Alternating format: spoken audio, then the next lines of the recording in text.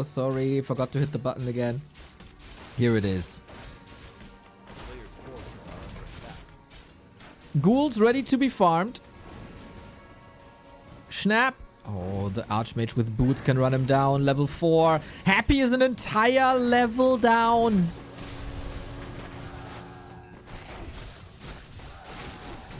And Arcane Tower is up. That's usually the anchor.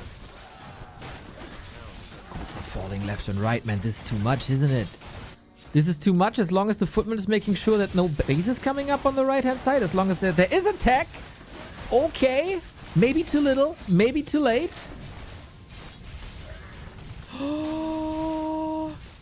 Don't tell me he holds this tower. No, he doesn't. No, he doesn't. No, he doesn't. But yeah, this is Happy's army. Lol. Everything at 1 HP. So it's 10 footmen. You know what? To exaggerate a little bit here, I think 40 could take the 10 footmen, click on this main, and kill it.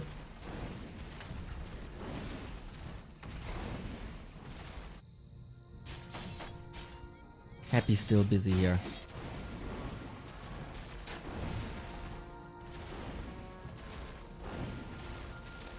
Yeah.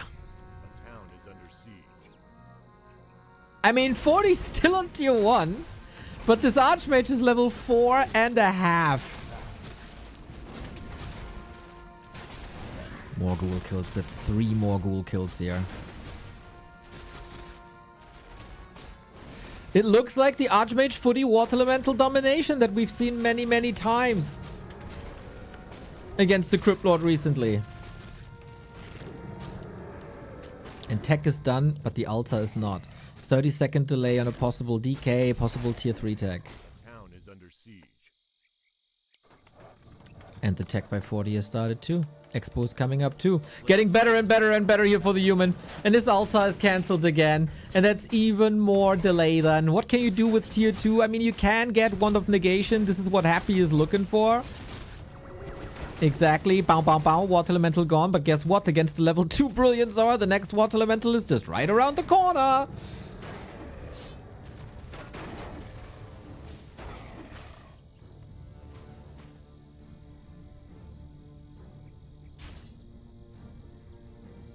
I think this is unwinnable for Happy at this point. 40 is pulling all the tricks. So we got a double Nerup tower here now, but Happy started without a Nerup tower at his natural. He's even losing the graveyard. If the graveyard falls, it's over. If the graveyard falls, no slaughterhouse, no statues, and then he has no value. Close, close, close, close, close, close, close, close, close. He's committing this Archmage. Footy still attacking. Oh my god, no repair. Holds it. Woohoo.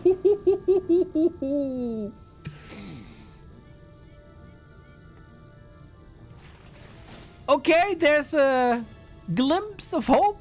Maybe. Maybe. Somewhere.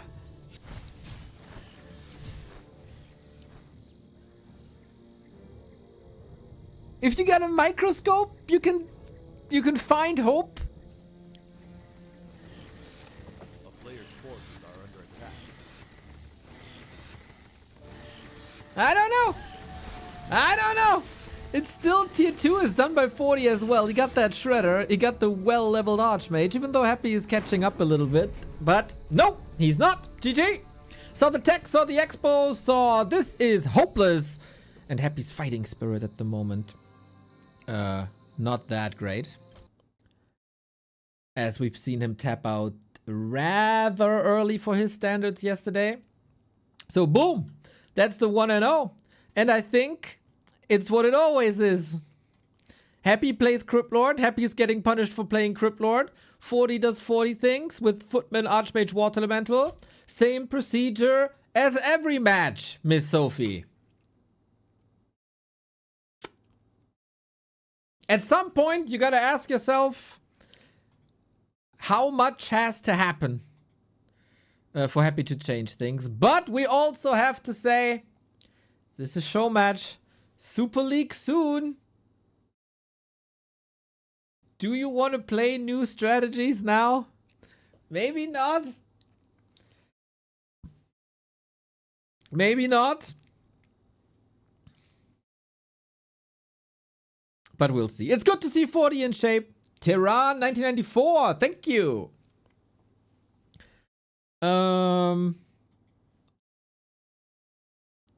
I would think, though, Happy is also a very proud man. So getting the wins in matches like this also means something to him. So we'll see. We go up to Turtle Rock. And my god, did Happy destroy 40 yesterday on Turtle Rock. That wasn't pretty. That was just as one-sided as it gets. And that was due to a DK harass.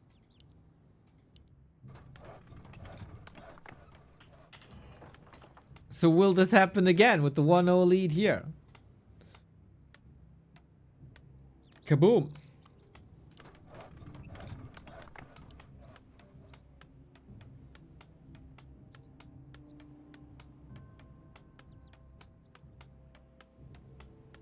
Will we see the DK again? Alter, Crypt, Ziggurat. That is still a ghoul build. Not a fast Tet Fiend hero build.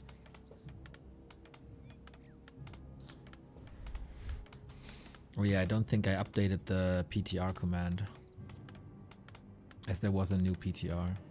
We'll discuss the PTR later. Of course. This must be discussed, of course. Exclamation mark set PTR. There it is. Okay. Archmage versus Death Knight. Turtle Rock has been reintroduced to the map pool after the changes that Save Orcas and the map makers gave to Turtle Rock. I think it's an overall net win for everybody. It is a map that's either picked as the neutral map or very early in the series. Happy has identified expanding here is still rather hard. The humans have identified, well, I can't expand here now. So let's see. Let's see if 40 learned something from the game yesterday, if he plays it more careful. Of course, yesterday 40 thought, well, you're going to expand yourself. Or maybe thought that. And then there was the DK, and then there were skeletons, and then 40 was creeping this spot here, just on the other side, but the natural. And Happy slaughtered him. Are there any timing adjustments now? Happy has to go cross map. This will take some time. And he's also going for a pit stop in front of the base. That gives the expansion to 40 for free. And between the two, always about the second bases. Always and ever.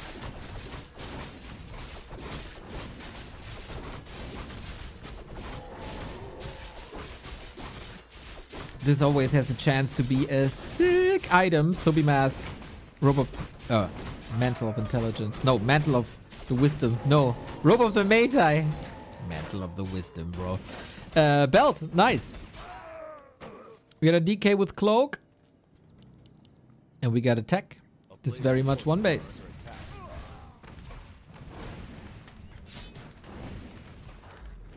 So we have the same situation that we had before, and it's the same situation that we had yesterday with the more hurt DK here at 50%. First coil defensively. So far, I haven't heard the Now we did.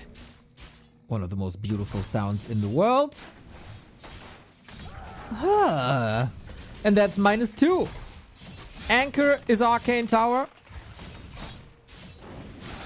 That's number 3. And I think for Turtle Rock it's fine-ish for now. Footmen are in a solid spot. Water Elementals are in a solid spot. Reducing the number. And DK, of course. What a banger item this Cloak of Shadows is. Still one of the best changes Blizzard has done to this, to the early creep table. Creep drop, item drop table. And Arcane is up. Archmage also hurt, but 2.7. 2.8. This is way, way, way cleaner by 40 than it was yesterday, where he was totally overwhelmed by this DK harass. Oh, Happy with the stutter stepping, the beauty. It's just the right click, right? I mean, it's way more than just the right click. But it looks like it's just the right click. But also, eventually, it didn't matter. It's still level 3.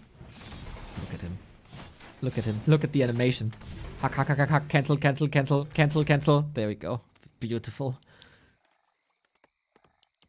Not many other players do it. So, while this Arcane Tower was up early, still took some time to get Expo up. Happy on the way. 2 tier 2 is there in 10 seconds. But we get full shop control. And we get boots. That doesn't make it necessarily easier for Happy, I would say.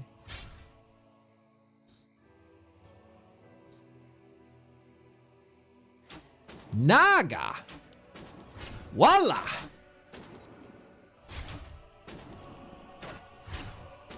Ooh, that's high tempo. That's very much do or die.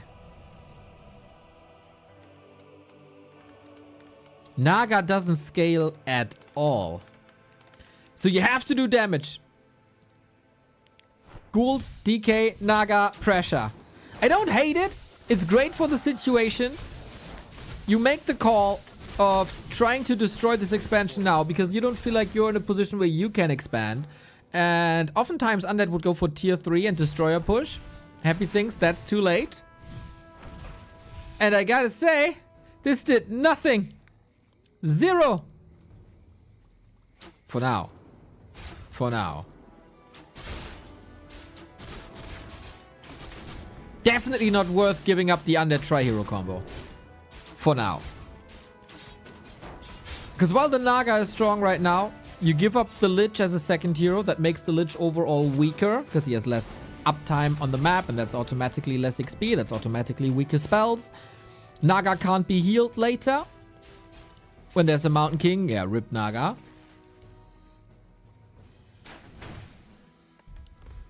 And tech is running.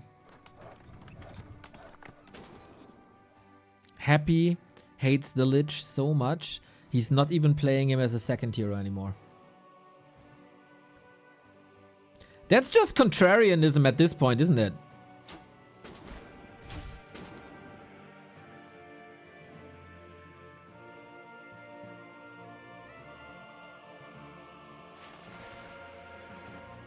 Naga Lich good versus Griffs? I gotta say, Mr. JJ Xudo, if you throw a Stormbolt at this Naga with a couple of Griffin hammers, the Naga will be in a million pieces. She's gonna be so dead, you won't even be able to revive her anymore. A player's forces are under attack.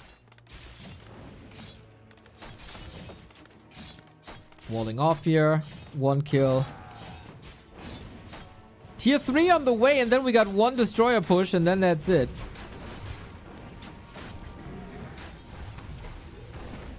Why the Lich hate? We don't know. Happy didn't talk for 2 years, so all we can do is speculate. Nice last hit 40. All we can do is speculate and analyze. I don't think there's a valid reason. I mean, you saw the Labby games yesterday. Lich is good. Lich is real good.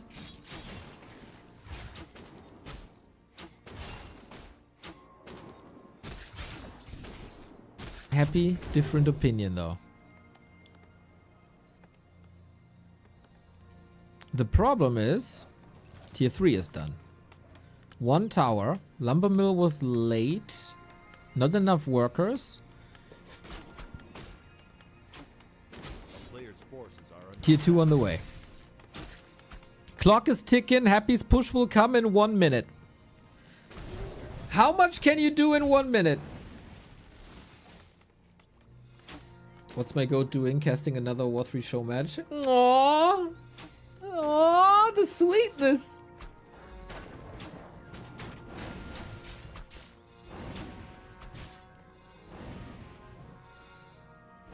Yeah, it's not over. It's not over.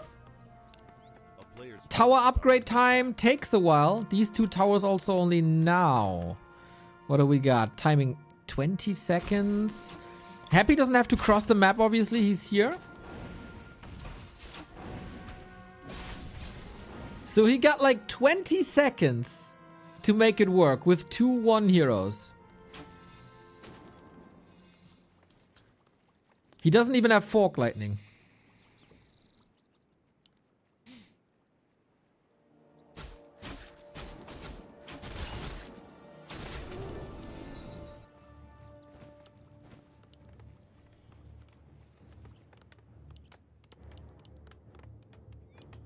Tower's up.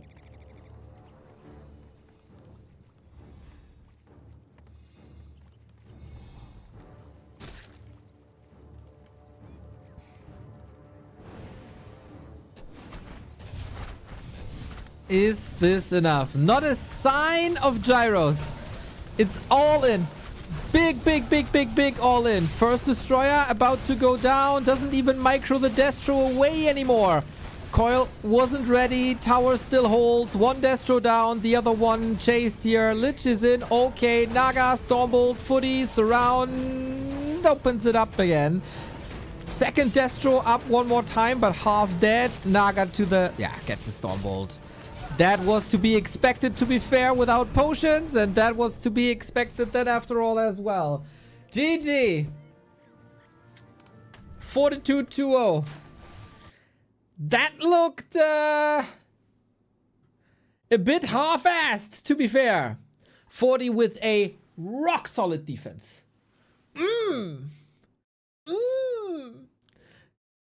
Definitely a learning effect of yesterday. And this is a happy that donates a destroyer to 2 towers. That's a fact. You saw it, I saw it, everybody saw it. He couldn't stop this. The Naga didn't work. Give the keys to Labby. Ooh.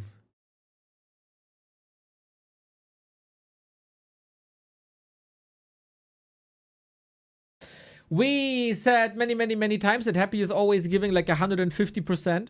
Whether that's BNet ladder, small show matches, first round matches, weekly cup. This didn't necessarily look like 150%. This looked more like 50%.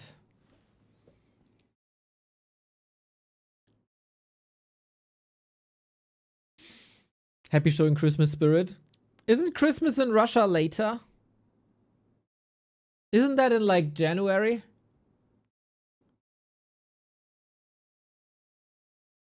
Maybe you start celebrating early. Whole flat with decoration, Christmas tree up. Thank you back to Warcraft for helping keeping this nostalgic masterpiece alive. Let's go. January 7. Oh, it's not that much later. Okay, okay. I thought it's the end of the month. 31st December to 12th January. 2 weeks of Christmas? Nah.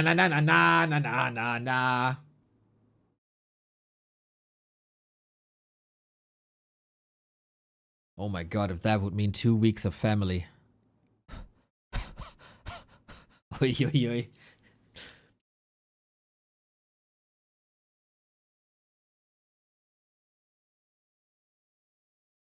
Yeah, let's not do this in Germany. That's New Year holidays. 2-year New Year holidays. Well, that's gotta be a party.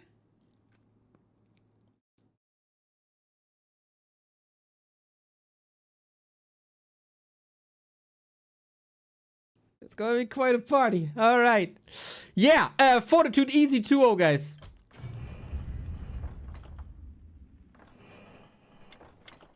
Easy 2-0. Let's be honest. Shattered Exile. Shattered Exile was on the verge. Shattered Exile was pretty much the one decision that 40 made to rush across and kill that Expo. Which worked tremendously fine. And Happy couldn't follow this up with this super fragile no tower Expo that he built. Turtle Rock was a total annihilation from Happy 240 yesterday. This time it was an easy hold. And that means the score is 2-0. I know there's a lot of chatter going on about the PTR. Guys, we will talk about the PTR after the show match. I wanted to do the PTR talk pretty much right in front, but then out of nowhere came a show match.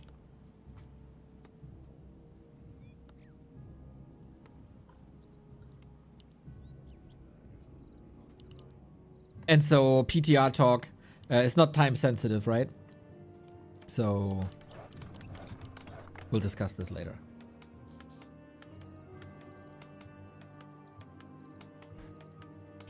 So here it is. I don't know if it's play all 5 or best of 5. So I don't know if it's like full 5 maps or if it's 40 match points now and with a 3-0 it'd be over.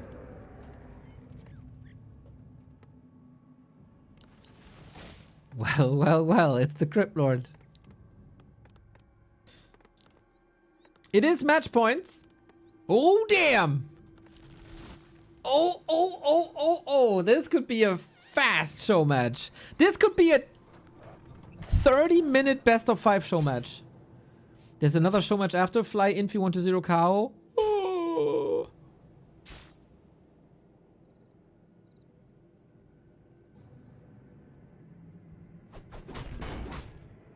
Okay. If it's on Flow TV, that's great.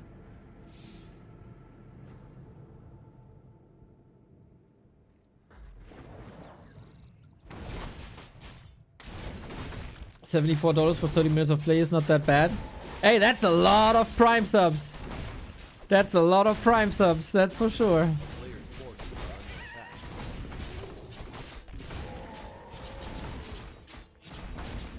Happy expanding 6 o'clock, 40 expanding 9 o'clock. Pretty much the norm. It's like a round robin tournament of 2s. Man, when am I supposed to do my just chatting thing? Content. I gotta talk to the people. A player's forces are under attack. I gotta give guidance to Blizzard. And these people just throwing matches at us. We also have 3 matches later in Dach Inferno for all the Germans out there. Ring of Frisian on the Archmage. Noise.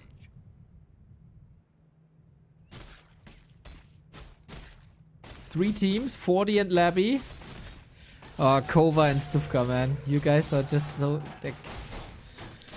What would we do without you? What would we do without you? Hello, Impale! But 40 finds... like no level 3 yet.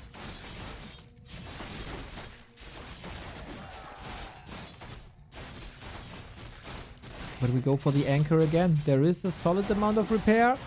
Also new summons. Tower up! Any sort of repair? No! And now the resources are gone. Boom, boom, boom, boom! Ooh, this was so close. This was really close. It's still footies up and in good health.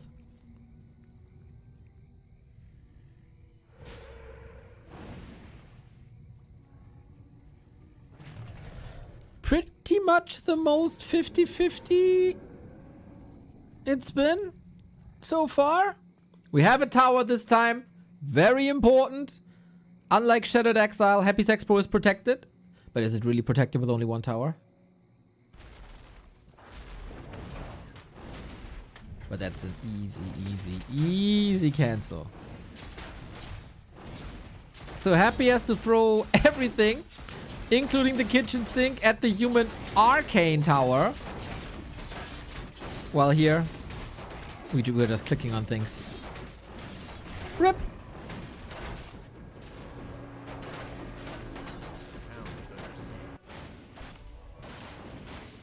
Nice ghoul attack on the left-hand side. We gotta say, by the way, it's still Happy we're talking about.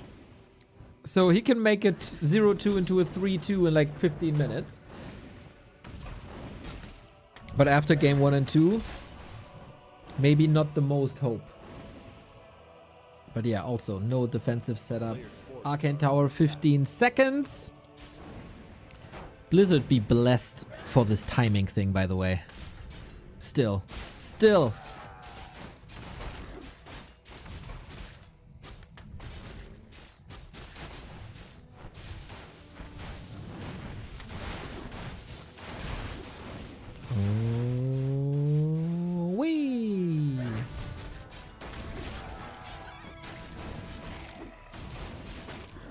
But Archmage is barely taking any damage. That's another ghoul. Expo 50%. Man, if this series is the first series of Warcraft 3 somebody ever watches, he must think I'm crazy for casting this for 17 years. Oh, the game can be so much more. Can be so much more. And easy dribble through the right-hand side flank. No wall off. Archmage might be surrounded here. Does have a staff. Footman in position. Sweet. Surrounded by Happy. But yeah, we just portal to the left. We might get stuck here again, but damage output looks like it's sufficient one more time. And that's another expo cancel. In the meantime, though, the ghouls did solid work. Killed the tower again. So, one base it is.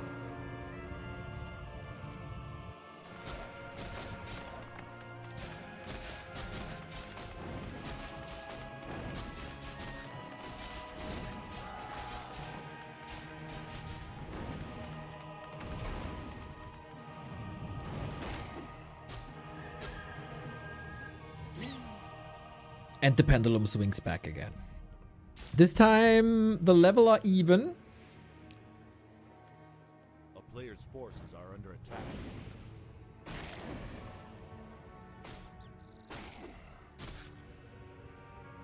But yeah, 40, no tech, no expo. Happy again. Gold, gold, gold, gold, gold is all he wants. Who doesn't? Send me your prime subs.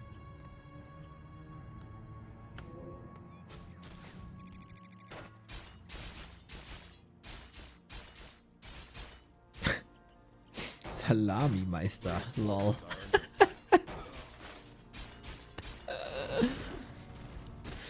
Do we have an impale? Not really, and it's also far away, mana-wise. Town is under siege.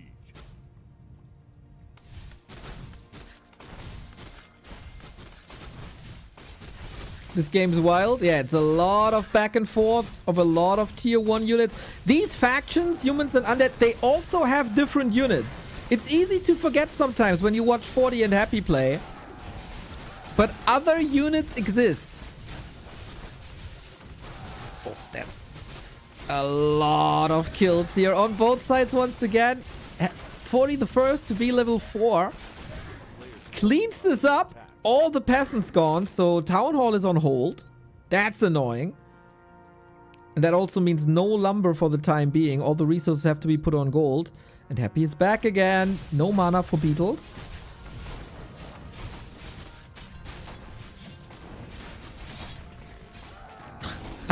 I heard you could even tech in this game. Nonsense. Nonsense.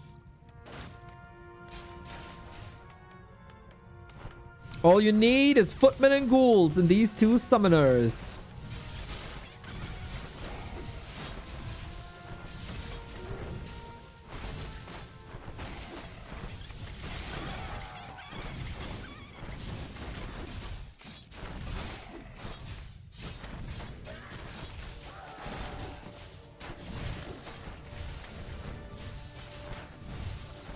So, Happy got that expo up. The best Happy game so far in this series. It's not even close. 40 still working on this town hall. While Happy is mining already. Once this town hall is up, 40 can skyrocket this. Half a level ahead, Ring of Regen. And we've seen how simple it can be when you still got a gang of footmen around. Triple tower. That is an interesting development, right? How Happy is building a lot more Nerub towers.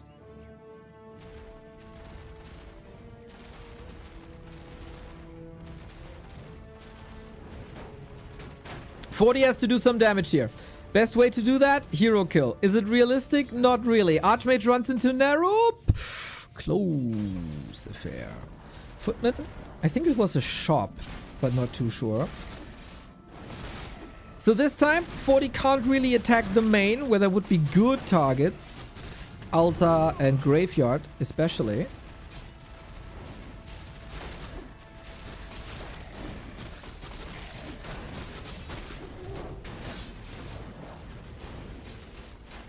Oh, sweet surround. There's no mana. Oh, but there's damage! Kills him off! GG. Maybe? Not just yet, but what a... Tech now. What a sweet surround that was, man. Good damage output. And people say ghouls need their damage back. Ridiculous. 4.7. Both at 30 food. There was no TP, was there? Alright. 40 now in defense mode. Two arcane tower here, triple narrow tower here. What is this? Tower defense.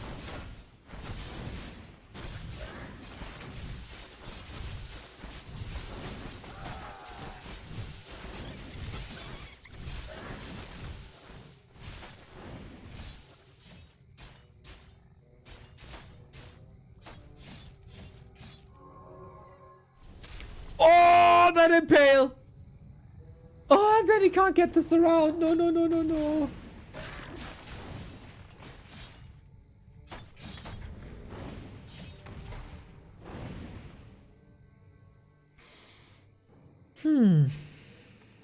A player's forces are under attack.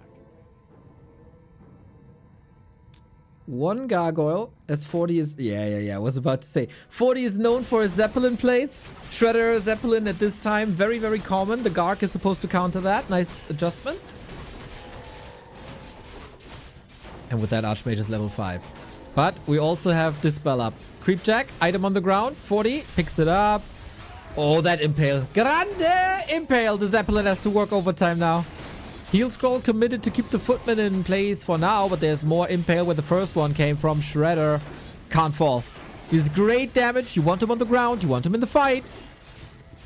Can't really do much about it, I'd say. Whoop.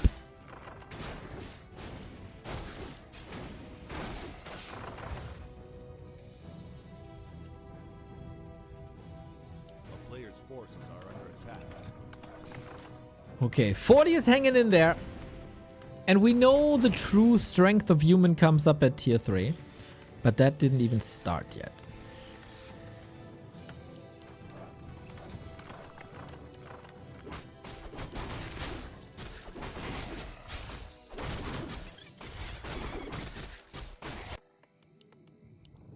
Double crypt, double slaughterhouse, big push coming for Happy. It all took a while to get to this 2 base.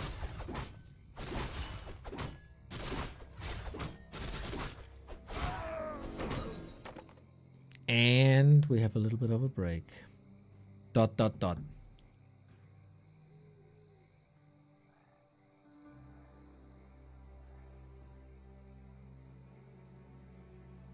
5-minute timeout for calling Warcraft that game. I'm allergic to that shit. Not under my watch.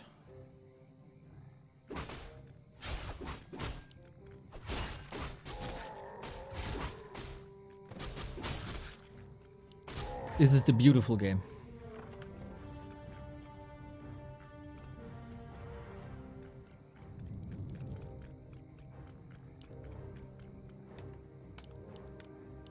Mountain King coming.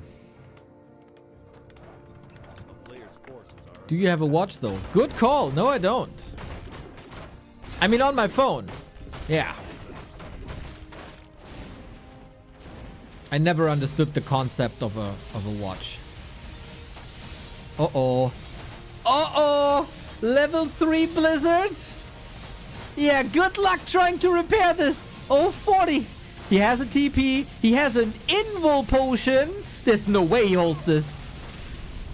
Sock tried this in Super League, I think. And he failed. But 40 picks up the Sock idea of previous Infi idea and makes it work! Blizzard! And he dodges the Impale as well. God tier 40. Oh my god, dude.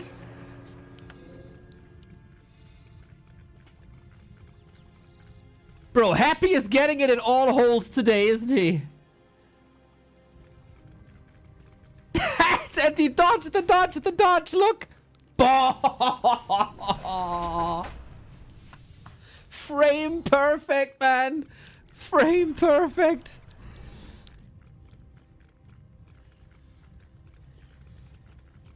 Happy still has a big army. He's still got a big army. And there's no water elementals. It's more or less only Blizzard. Anisnix, thank you for the 20 month.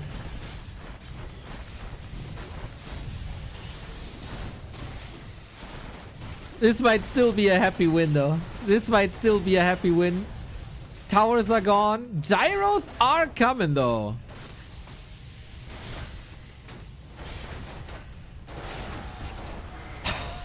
Okay. Okay, the pendulum swang back hard. Oh, enraged happy, best happy. Okay, I was mining for a while. My timing is coming. My time is now.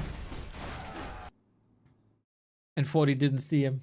And then he didn't see his expo anymore. It was a nice little statement attack though. Like, hello, I never have another solution to your expo. If this 10-minute back and forth doesn't work, I just come in with the snowstorm. Definitely play of the game goes to Fortitude. In general, the pressure was a little bit too high. So Happy can win maps. Happy can win maps. And is this the classic Happy best of 5? Falling back at the beginning and then turning it around? I wouldn't say no. It is definitely possible. Was definitely also a map thing, like Hammerfall oftentimes plays out like this.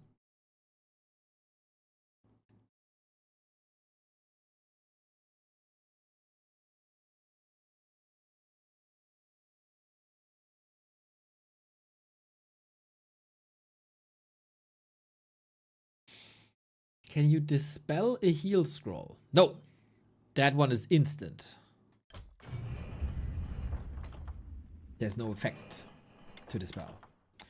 Next map, Springtime. The first loser's pick by Fortitude. While against 1-0 or Labby, we could discuss the possibility of a Paladin rifle build. I don't think that's necessarily the case here now.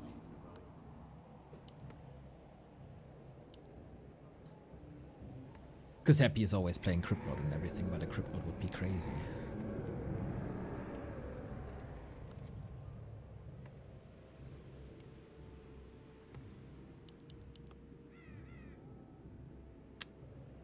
Does anyone have an idea how to pronounce Juki Cup?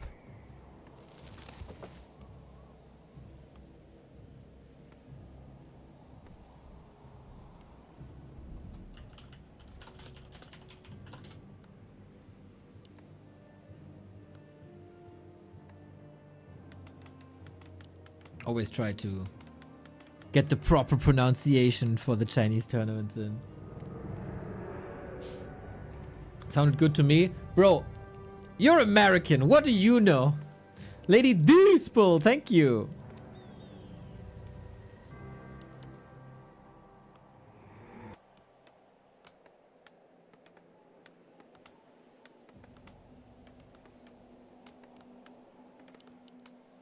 We got an Archmage, we got a Crypt Lord. Who would have thought? Who would have thought? And hey, Kenny.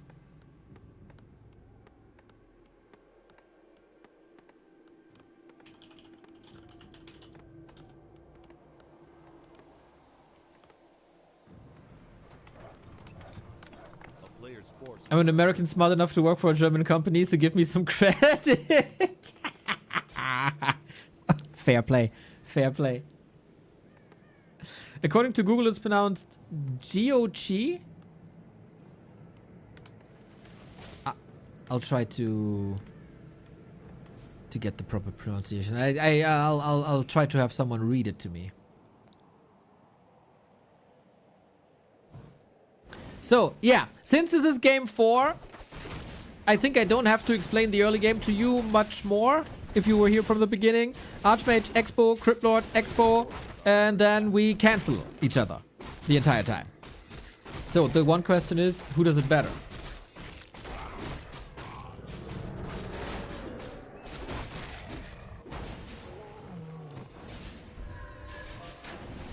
And how are we doing it? Will we creep to level 3?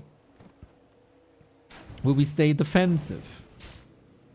Against liches, the human players oftentimes played way more defensive than against the cryptboard.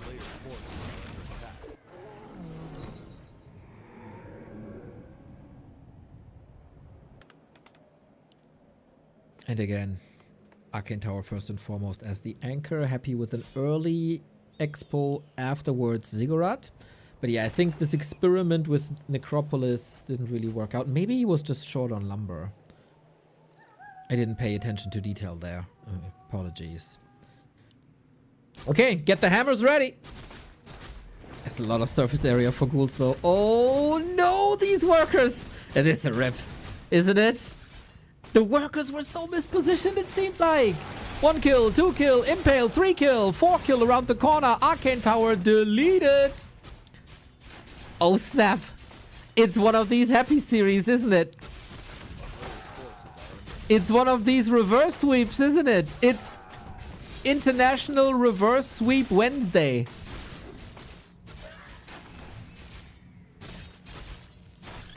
Never lose faith in happy. Never lose faith in happy.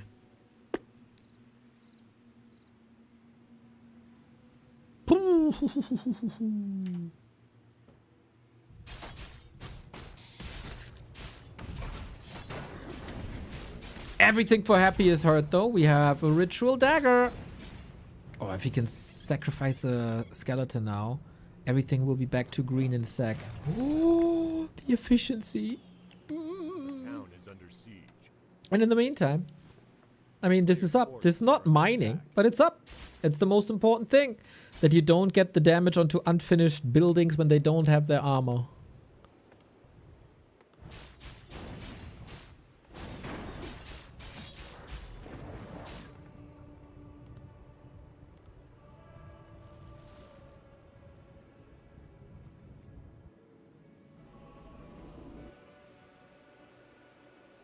I'm not watching, just listening. Peasant sounds feel so good. Man, you're the opposite of most viewers. They just watch and never listen to me. Also, same as 90% of my co-casters. It's drinking vessel and wine cup. My recommendation would be Jiuchi. Jiuchi. Drinking wine cup sounds fine to me.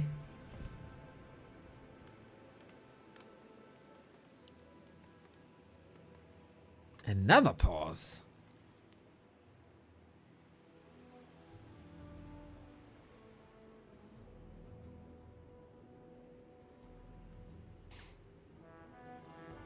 Why should we listen to you? Was it you, Koff, on our Discord yesterday who came begging? Does anyone of this awesome Back to Warcraft team have the changes, please? Because I'm too dumb to figure them out by myself. And now you're here back in Twitch chat and you play like this big mouth high school bully. Middle fingers to you, both of them. Even my middle toes. Screw you, Kov.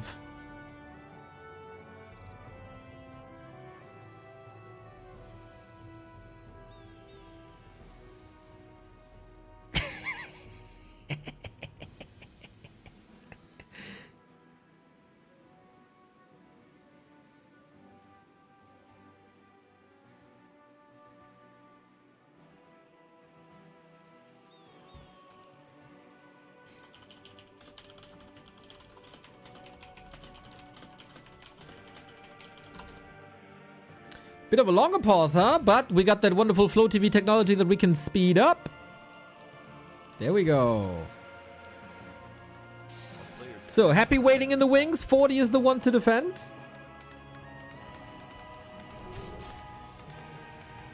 Yeah, maybe there's a secret rule that we don't know, Helmi. I agree. They pause to drink wine. Every peasant loss, one sip of wine.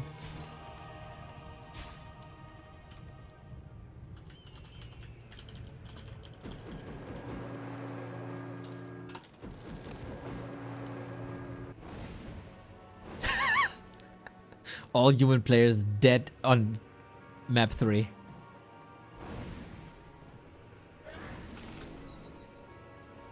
A player's forces are under attack.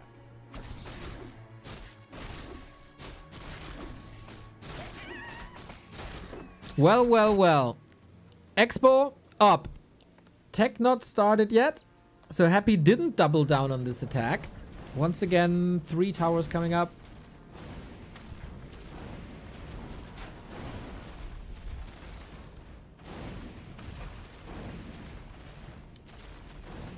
And this looks rather safe. If he gets Vanilla surrounded, whoo, that's a TP necessary. He's trying to staff, baiting an impale. Not enough damage though. So now staff cooldown is up, as well as the TP gone. But he's in a defensive position against the ghouls, so I guess it's fine.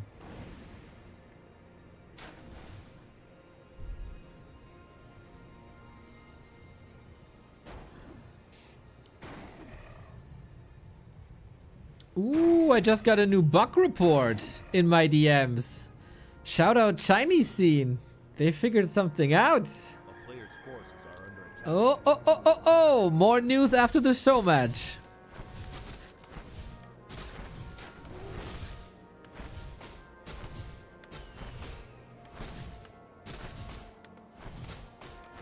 I like that, man. I feel more fire and happy here on game 3, 4. Town is under siege. Split attacks, run-bys, not the flaccid destroyer push that we've seen on Turtle Rock. But he still has to deal with the footman. He still has to deal with the footman. A player's forces are under attack. Just so many units, man. It's just 25 units.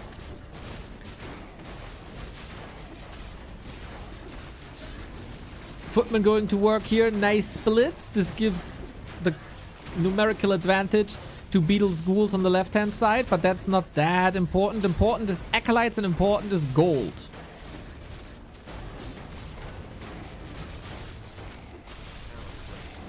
Impale on water elementals. Deny! Love to see it. But yeah, most footmen survived actually. Quite surprising. And now we move away. Archmage level lead. Economy is the same. Tech is more or less the same. Plus minus 20 seconds. That should be fine. 40 doesn't have a shop though, and he needs a lot of healing. Imagine showing this to a Tepfiend player in 2006. Yeah, or to a human who just constantly goes for, like, I don't know, not in this matchup, but tower pushes versus other matchups.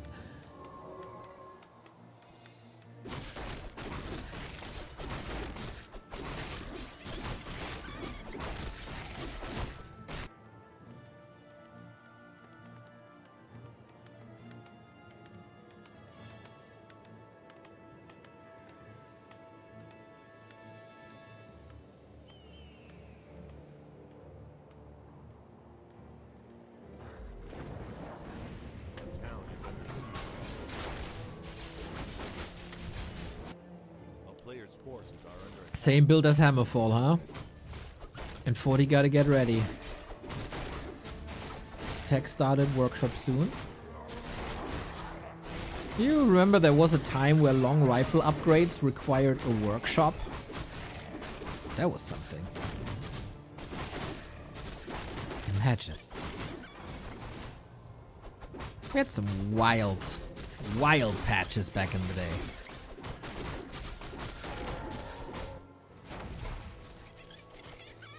A player's forces are under attack. Good times. You weren't even born then. I have a friend coming back after leaving in 2009. Bro got shocked when he sees certain matchups. Yeah, man. The game is developing quite a bit. Quite a bit.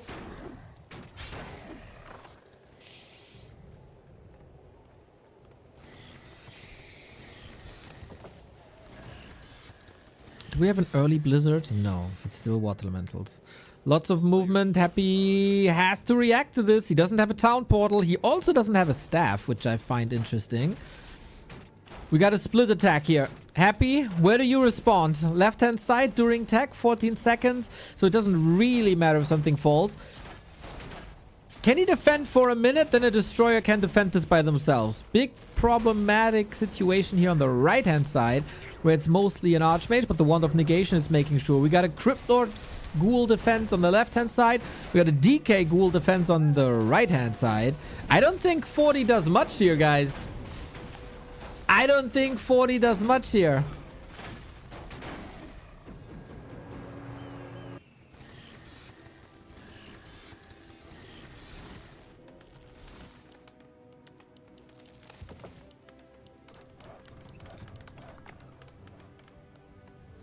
How's the gold?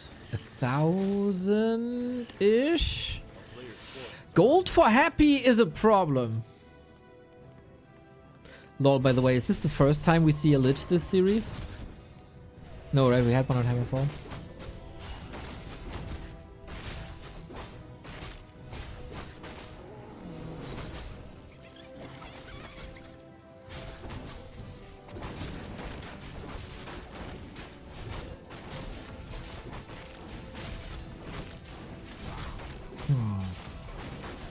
Third attack upgrade so fast.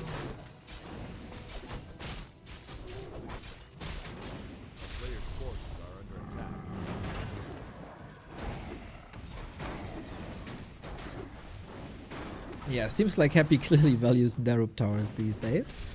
Over Spirit Towers also.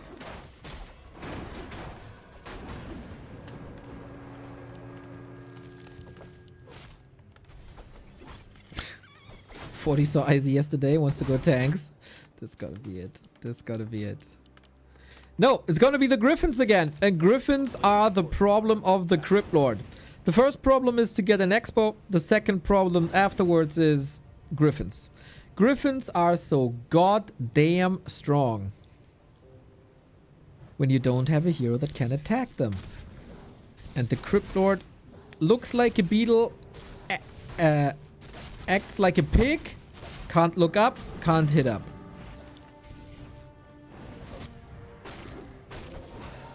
What a miserable life that is for a pig, right?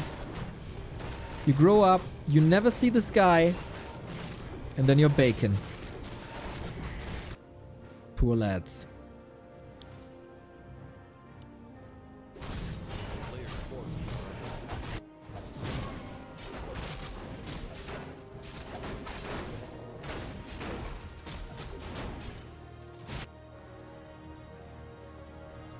I mean, I never see the sky either because I don't go outside. I'm just casting Warcraft. But hey, at least I'm not bacon. Even though sometimes I'm salty. And greasy. I'm like 70% bacon. Anyway.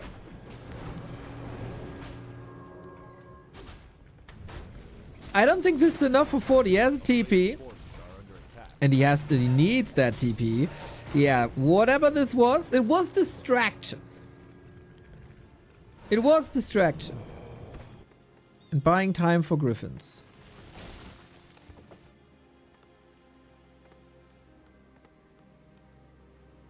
Don't worry, also don't go outside, just sit here, watch back to Warcraft. That's the spirit, man. We need more people like you in the community, Bear.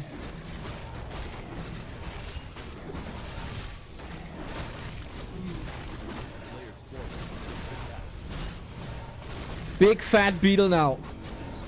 Level 5. Mountain King not on the level. Paladin not on the level.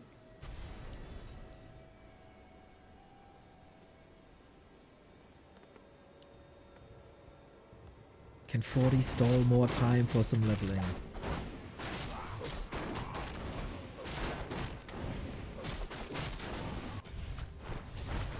Big push, similar to Hammerfall. With better gyro numbers, with Griffin numbers, but with a Archmage that's still creeping. Tower's gone. If he loses only the workers, it's not the worst thing, I guess. Oh my god, that Crypt Lord with the Cloak of Flames. Burn, peasant, burn! Oh yeah. Oh yeah. Slaughter them all. Kill them all. This entire city must be purged. No defense yet. It really takes a long time when your main damage output are griffins. Army is here, but is it ready? 40 is just stalling time right now. This army is ridiculously small. Is the human army better than your army? And how much heavy lifting can you do? Couple of griffins, but they don't help you against destroyers. And these gyros have been taken care of. Happy is taken over. RIP Paladin. GG. Oh my god, he truly does it. He truly does it. It took some time to get the rhythm. It took some time to acclimate to this series, but Happy has arrived from a 0-2 to a 2-2. Uh-oh. That's ridiculous. The classic Happy comeback. The classic Happy comeback, boys. Oh! Is he just simply gonna reverse sweep and get his revenge from yesterday? Imagine losing to a beanhead player. Big true. Big true. Yo, I think you're right. Happy has awoken. Oh, you don't even see me. Man, that's the best part of the stream. Hello. We tied this up, man. We tied this up officially.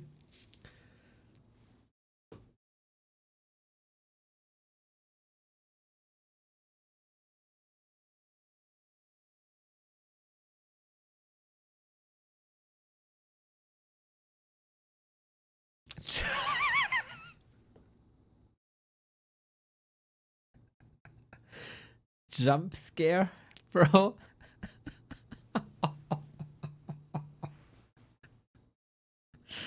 Fuck you, dude. Fuck you. That was quite funny. You gotta say, this was quite funny. Decider in this impromptu show match. Happy or 40? Will Happy get it back to back? No, will 40 get it back to back? Or will Happy get the reverse sweep? That's the question. Question before, why don't go for an orb on the Crypt Lord? It's very expensive. You know, some other races have a super cheap and strong orb that helps a lot, but the Undead orb doesn't stack. You really want it on a range hero to target better, and the effect doesn't stack, and it's expensive. So you rather put the money into an additional destroyer than in an orb. And there's always something to attack on the ground as well. The bigger problem is that the spell doesn't work on air units. And there's nothing you can do to have Impale on air units. Autumn leaves.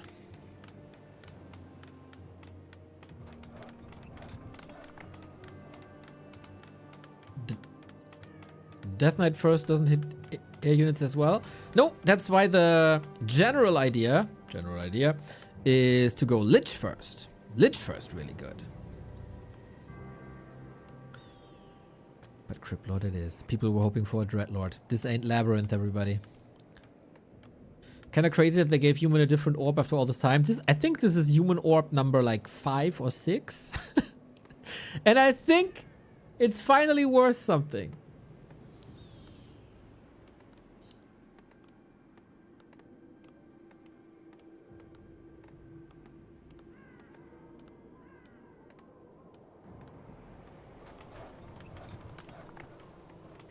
Hashtag make Orb of Corruption stack.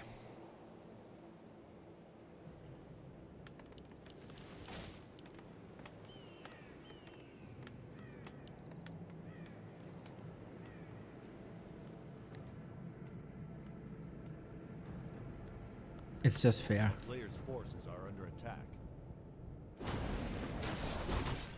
All other orb stack. Orb of Venom stacks. Orb of Slow increases chances of slow. Orb of Lightning increases chances of Purge. Only the poor undeads.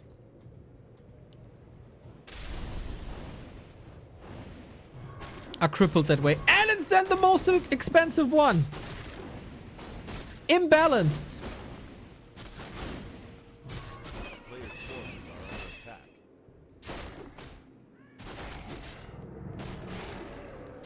Orb of Slow increases chances of proc. Yeah. If you attack one target with 3 orbs of slow, like on different heroes, there's 3 times the chance to slow. For undeads, that doesn't exist. It's always minus armor and it doesn't increase. Facts. Facts. You can't argue with facts. I mean, you should argue with facts, but you can't argue with that fact.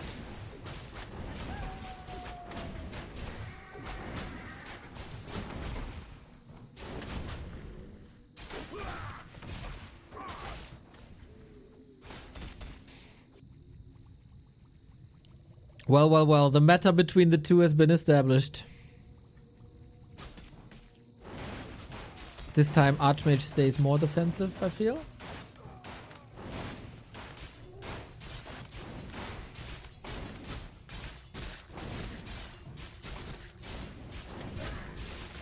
Ooh, 2 kills. How many kills can you stomach? Happy is expanding. We don't have a tally staff. Ghoul dead, Impale Suite, Tower down. Level 3 Archmage, big win.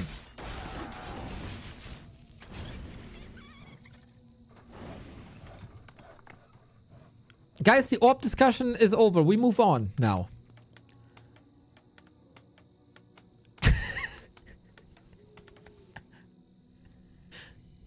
I didn't even read what you said.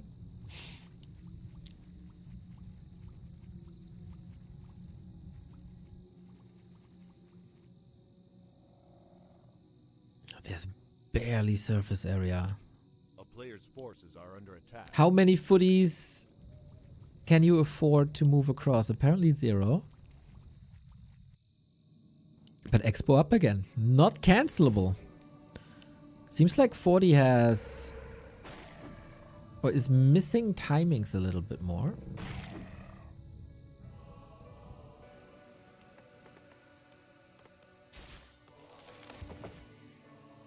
This is turning more and more into a kindergarten teacher stream. Player's forces are under attack.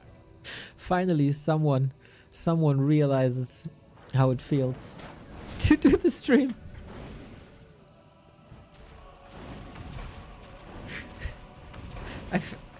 I feel so heard, you know?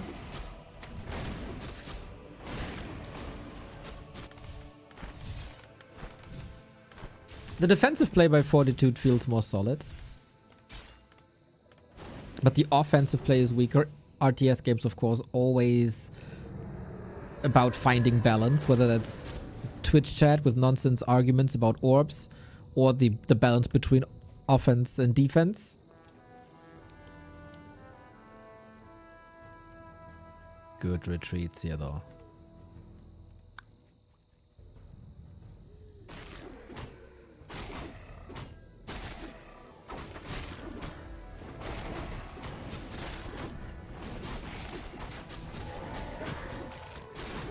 Oh, this is way more scary than the Archmage poke before. This feels like Shattered Exile. What's the tower situation? 1.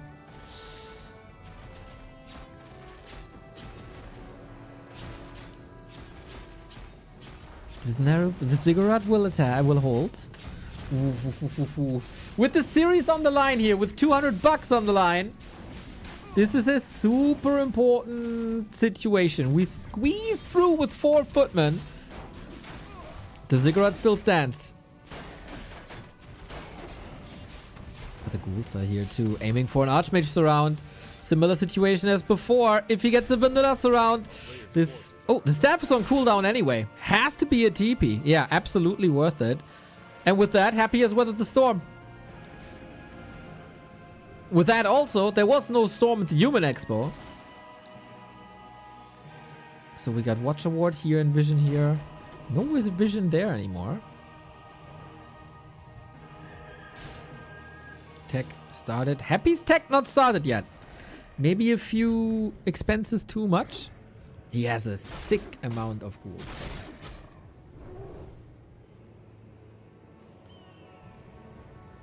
Players' forces are under attack. So Happy is playing a little bit from behind tech timing wise. 40 also already getting rich. We also know that it's not rare that a human is floating 2k.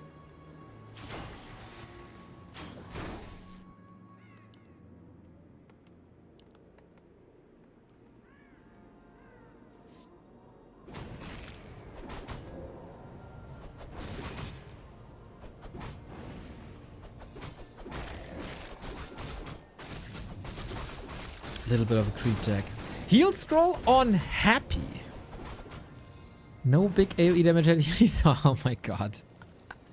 13 ghouls versus 10 footmen. This is what it boils down to. This is what it boils down to.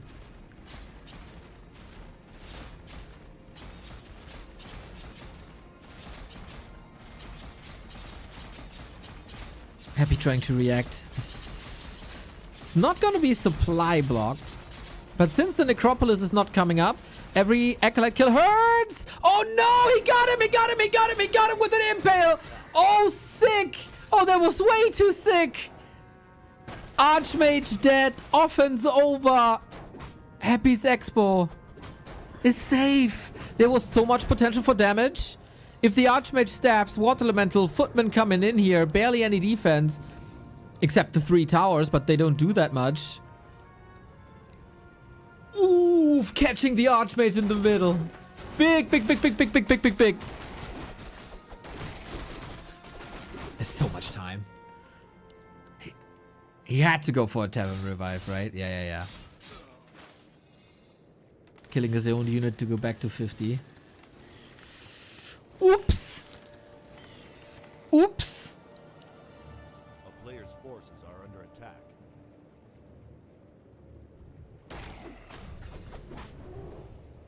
Happy even going for Merc, similar to what he does on Exile sometimes. Waiting in the wings one more time. He wants this Necropolis so bad. Kind of a hate boner against this Necropolis. What did this Necropolis even do to you?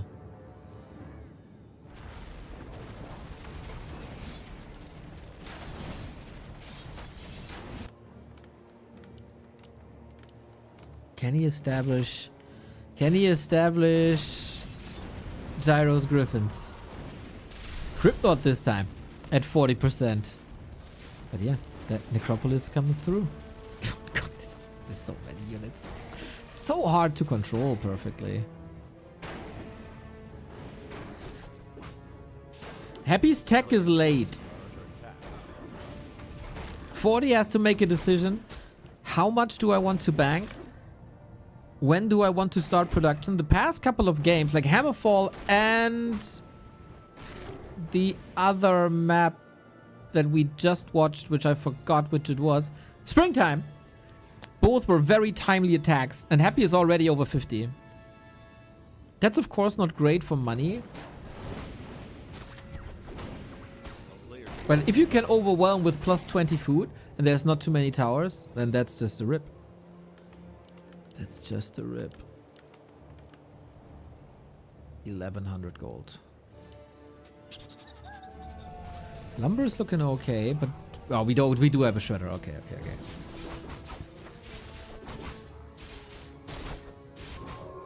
No. Yesterday in the grand final, 40 donated the paladin away more than once. This shall not happen here, dude.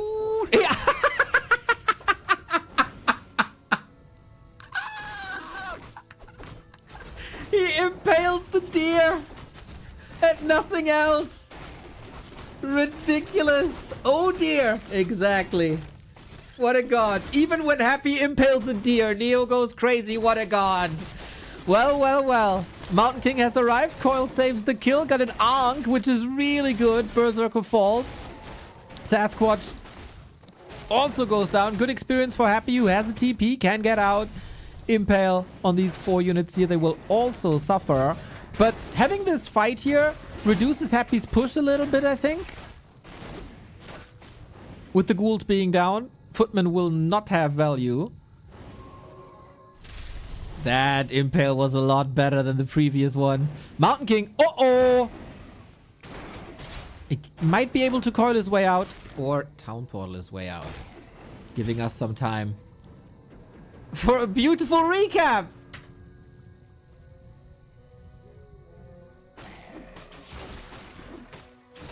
Swing!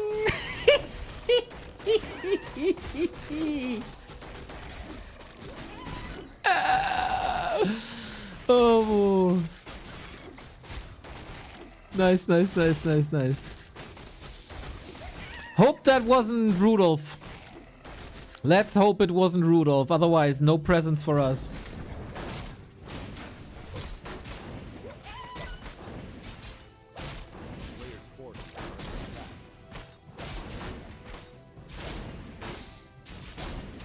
Lich third. Ruined Bracers. Yeah, stop enemy cruelty. I agree. I agree. Happy should be punished for this. You sound like the KEKW guy. Sorry if things are funny. Can't do anything for my laugh. I know.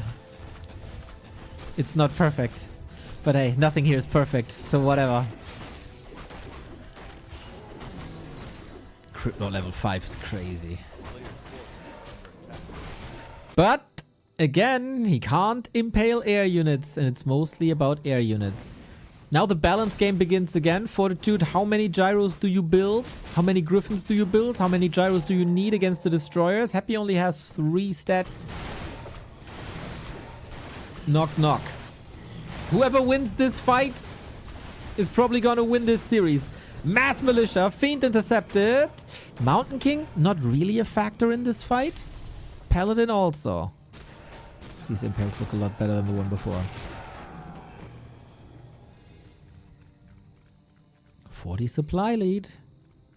Both are burning through their budget.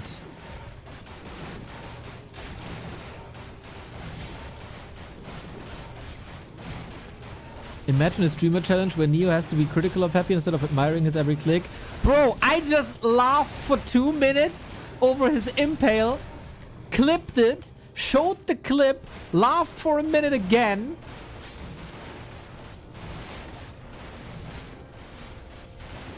What more do you want?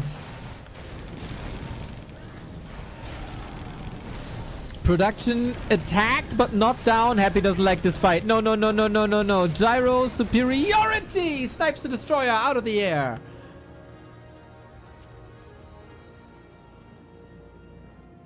And I don't like Happy's odds here. Banshee's coming.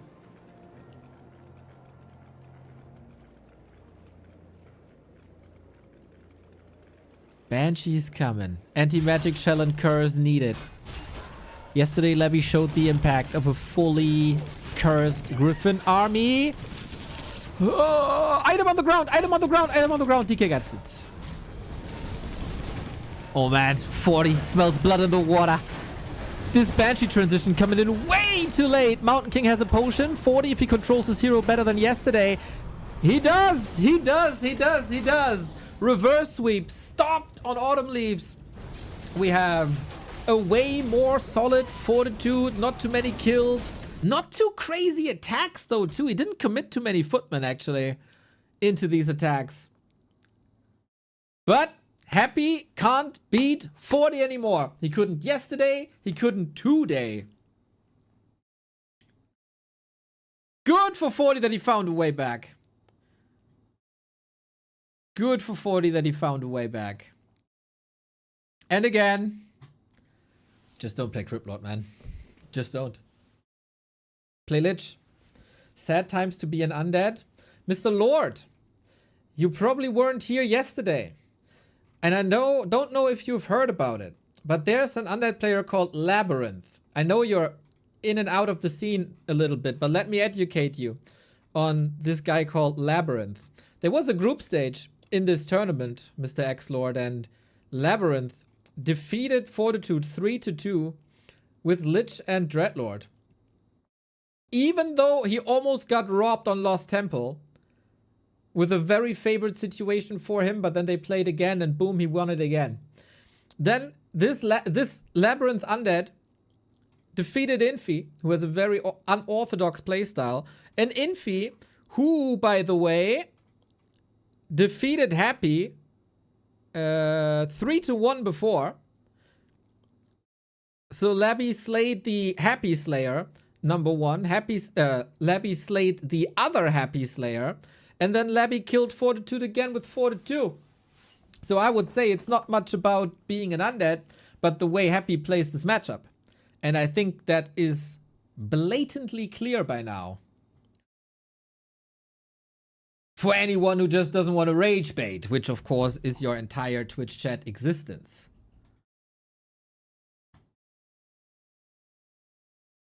But happy to be by your side and to educate you on the recent developments.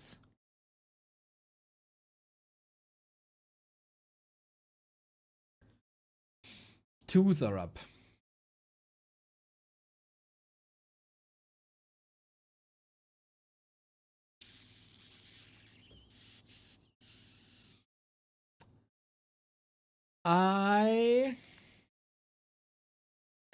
We have to make a decision here, guys. We have to make decisions here. The 2-on-2s are Fly and Infi versus Kaho and 120. So, you gotta help me what you want. Do you want the patch talk now, or do you want 2-on-2 games? Because oftentimes we get a big dip in viewership when we do 2-on-2. What to do now? 2v2 game, 2v2 casts, PTR patch talk. I listen to you. I listen to the people.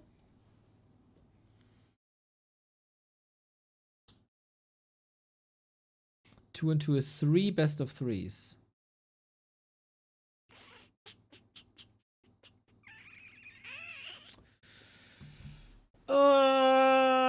That could be anything between 90 minutes and 3 hours. I don't really know 2-on-2 meta right now.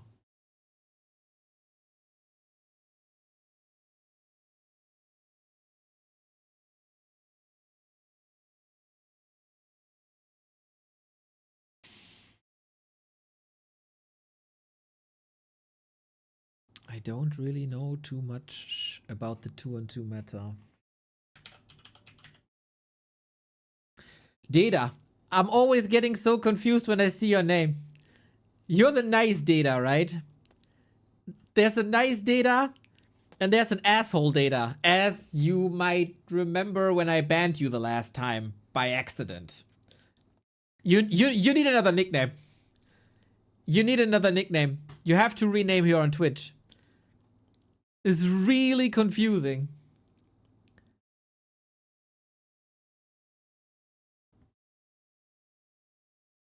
I see your name and you say a lot of good things, but I see your name first and then the content, and I immediately have bad thoughts when I see your name, even though you're a sub. You are different. You are. I know. But same name. It confuses me.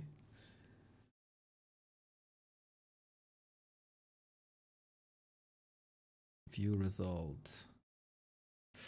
Close call, boys. 20-23. 21 to... No. No, you don't do that Twitch chat thing where you balance it out on 50-50. No. Fuck you guys. It's what you do, right? It's 50-50.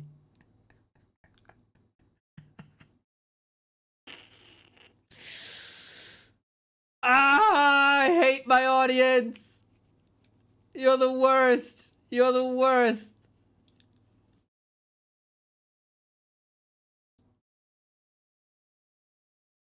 Seems like 2-on-2 takes over though.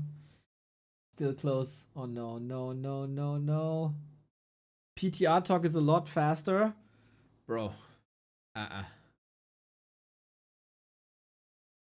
It's 50-50. It's exactly 50-50. Fuck you guys. This is what happens when you give power to the people for once. You give power to the people for once and they troll you. You know what? I asked the only friend that I have in the world, the only person to truly understand me. What's up, dog? I need your guidance once again. So, we're streaming right now and we have the decision to make. Do we want to cast 2-on-2 games or do we want to talk about the recent PTR patch that came out yesterday? I asked my audience and they were very 50-50 in the vote about what to do.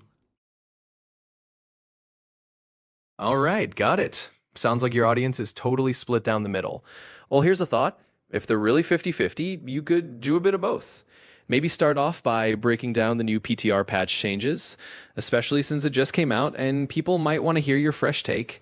And then you can roll into some 2v2 games afterward for some live action fun. This way you're kind of meeting both sides in the middle. And if you see the chat leaning more one way or the other as you go, you can just pivot. Nah, boring answer. Say one or the other. All right, fair enough. In that case, let's just pick one. Go for the 2v2 games. Okay. It's always a blast, and people love watching some live matches. You can always save the patch discussion for another stream, or just chat about it in between games. So let's dive into some 2v2 action and have some fun. You heard the man. That's what you get. That's what you get. When I let the humans decide, and the humans decided to troll.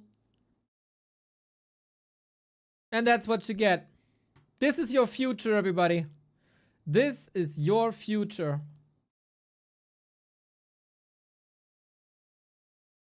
And then people complain about AI taking over.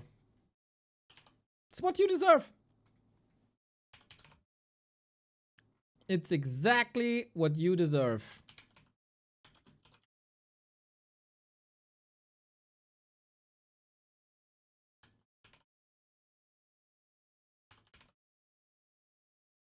Fly and Infi versus Kaho and 120.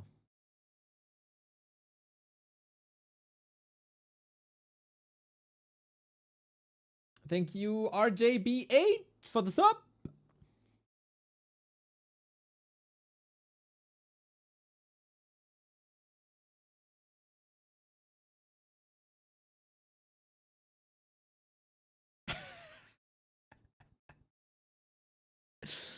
Well, yeah, I wanted to talk, I wanted to interact, but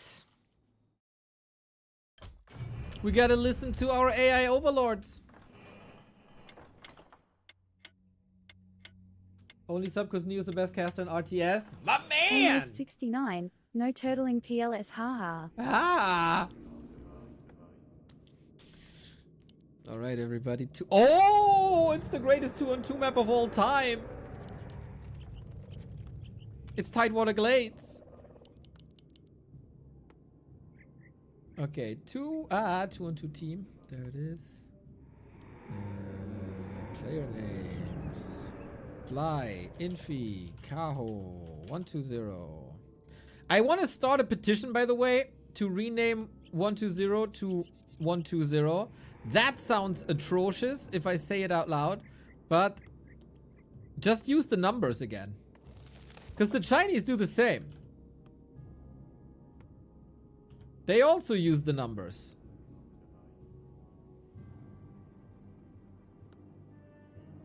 Liquipedia people, should we do this? Should we do this? So, colors adjusted. We got Kaho and 120 on the bottom left-hand side. We got Fly and Infi on the upper right-hand side. What are the heroes? What are the heroes? Shadow Hunter by Fly. Yeah. Shadow. Oh, I love it. Shadow Hunter Pitlord on Fly side. I love it. Infi with Archmage. Kaho with Keeper. 120 with nothing yet. Thank you, BG Morgan, for the sub. Why did we write out... There. Bleh. What's the reason to write it out 120 anyways? What is the username? Yes, it was in like 2016, 17.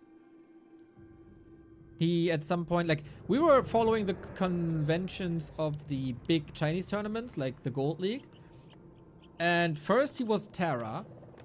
Then he renamed to 120 with numbers. And then he switched from 120 with numbers to the Eero we have now. And that was also around the time when we came up with Liquipedia and people started to contribute to Liquipedia. So they renamed. But now the Chinese are spelling it 120 again. A player's forces Is are Neo under getting attack. quieter? Again, this fucking Windows, man? There's gotta be a solution to this. If anyone has a solution to Windows lowering the input sound, please let me know. God damn.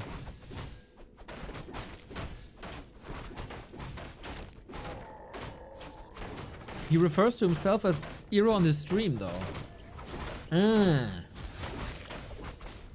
Well, then... that's, of course, what we should do. I just saw it on other streams. Maybe they're lazy and want to just use the numbers. Okay, Stufka, that's... that is a very good argument for me.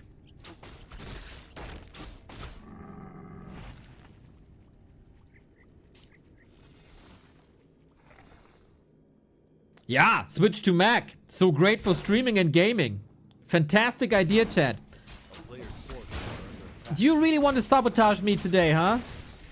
You really want to sabotage me today? Goddamn pricks. As long as you have fun. Whatever.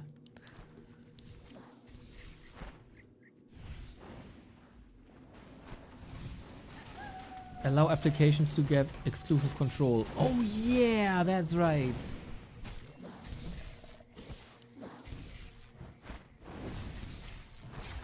We got a custom-made tool for the Warcraft overlay. You think that runs on Mac?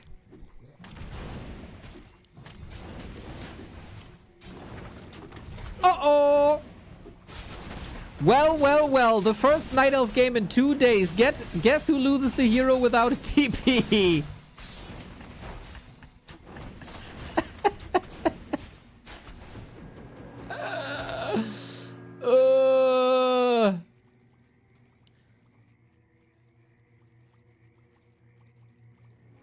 Make the box bigger. The O. Oh! Gotcha. Now it looks like shit. Well, well, well. Fly could use level 2 here for the heal wave.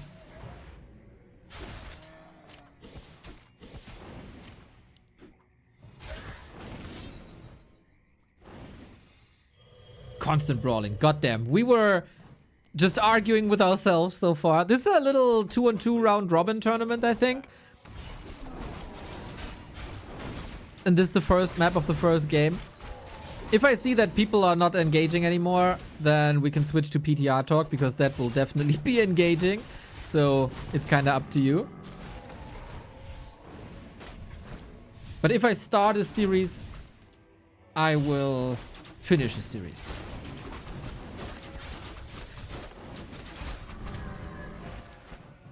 So, Fly got level 2 now. And in general, when you go for Shadowhunter, the follow-up is Pit Lord. And that combo is goddamn sick.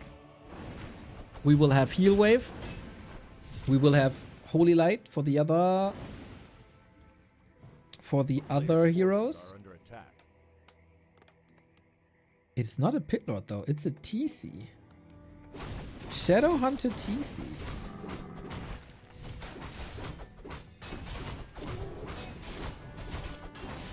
That's new. That's a bit of a disappointment, I have to say. But yeah, we're contesting basically every spot on the map. And Tangle! Put the heal wave ready. It's just mass range for now. Interesting to see that we have very few ghouls and archers here. Nice snipe 1-0. Kaho is playing a nice keeper.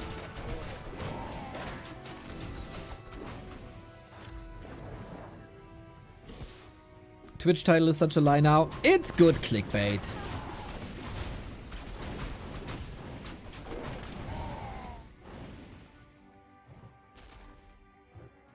I just forgot to switch the title.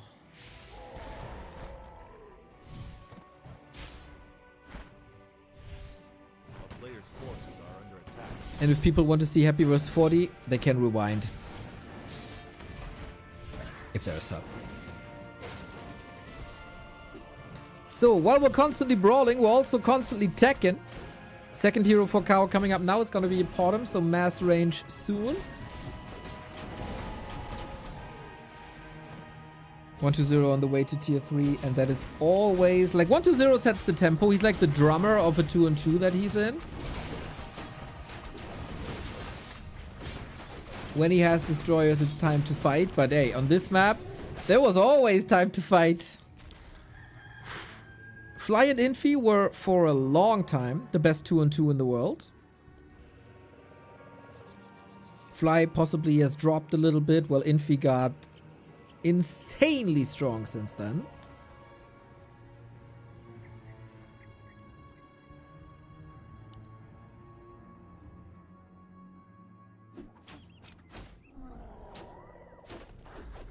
Player's forces are under attack.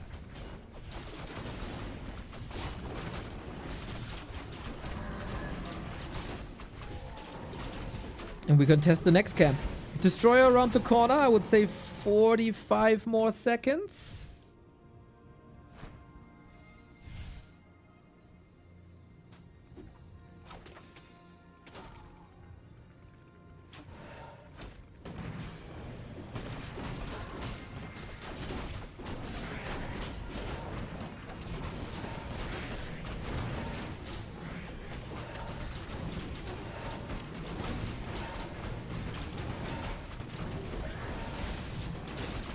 And we got more or less grunts and rifles. Infi loses the Archmage with an Invo potion.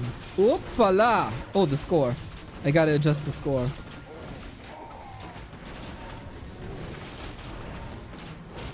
There it is. Well, might be 1-0 soon-ish. Infi has very little. Fly has very little. And the tier 3 undead is carrying this. Kaho after the first mini blunder in the mid game, I think recovered really well. And the newer school team against the old school team might get a W here, if not for big mistakes. Shadowhunter down as well. There shouldn't be a chance then anymore. TG goes to 1-0 and Kaho, man. That was wild brawl pretty much the entire time. Fun game. But yeah, once you got that tier 3 up, man. Once you got that tier 3 up as undead. Pew, he got that done. That was rather rough. So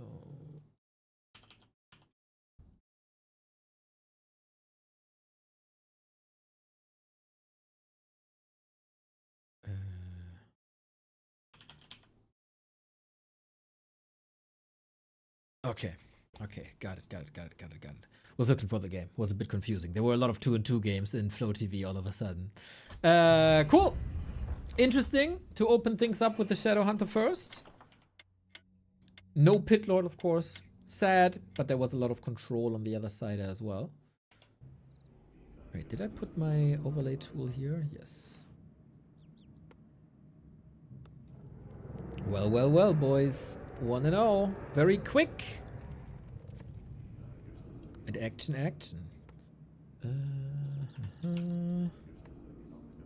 Adjusting names. Gotta adjust the names pretty much all the time. Fly. Infi. Turtle Rock this time.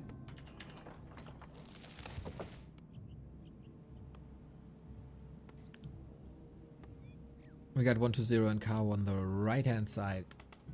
Infi and Fly at the top. So a way, way, way smaller map.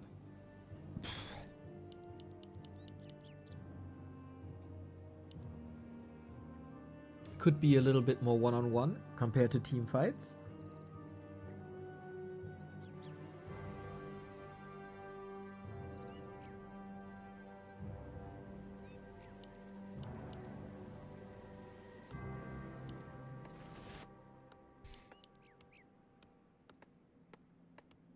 I see PTR chat taking over.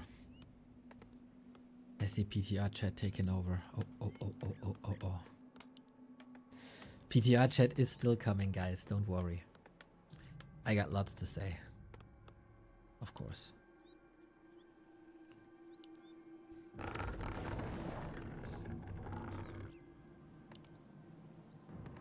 Keeper Archer DK Ghouls, huh? Interesting. A player's forces are under attack. We got a Blade Master instead of a Shadow Hunter this time.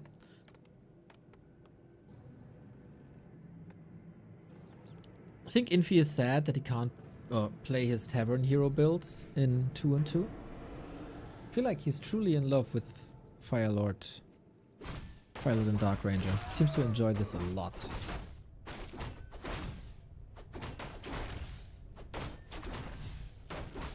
A player's forces are under attack. Turtle Rock best map, glad it's back. Glad it was updated.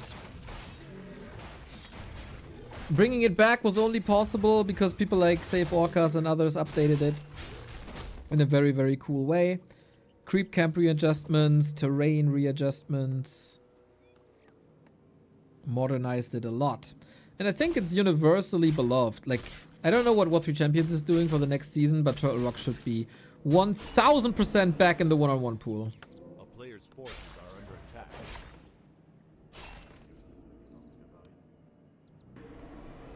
I like Fly's game plan here. Using the blade to keep the DK low. DK levels long term more important.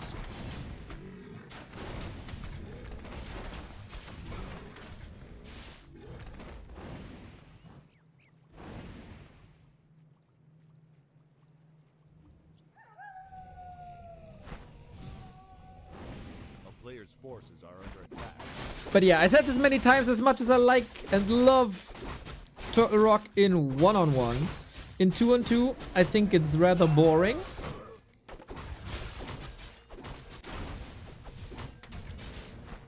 You do have your 2 lanes, you do have your 2 one-on-ones. But that is also just my taste. I like team fight maps a lot more than one-on-one maps. It's good that both exist though.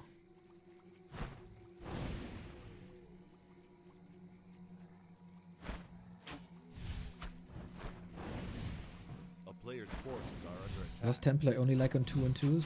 Didn't you see the Dreadlord games yesterday, Finrod? How can you see that and not love the map in one-on-one? As a player, I understand. As a viewer, I don't understand.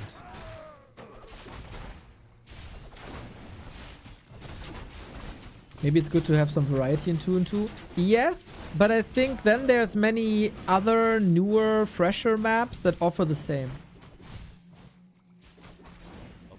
Forces are under attack. Blade ready to slice.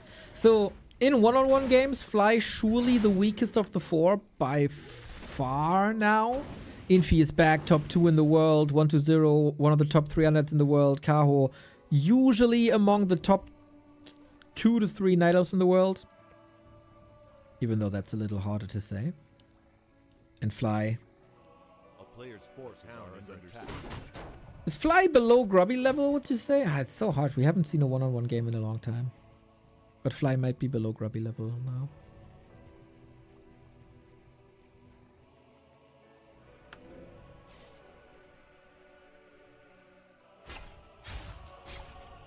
Thorn's Aura by Kaho is rather interesting, no? He's targeting Grunts and Blade Master with this. That's it. A player's forces are under attack. Maybe there's so much going on that he doesn't value the Treants in general.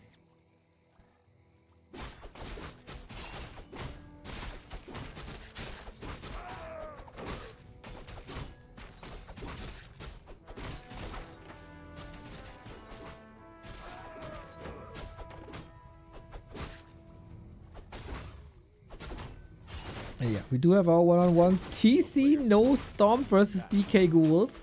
That's somewhat a recipe for disaster.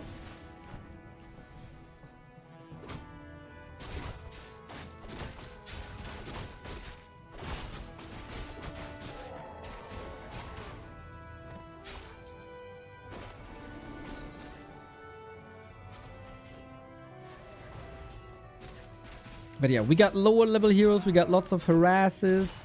Not the beauty team fight that we've seen before. And oh! Kaho going Talons. That's a lot of damage, man.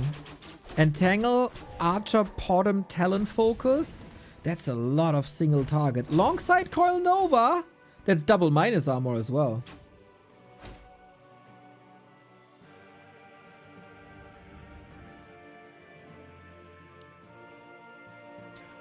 Oh, that's potentially sick. Dude, I don't think I've ever seen this combo in Night Elf Undead.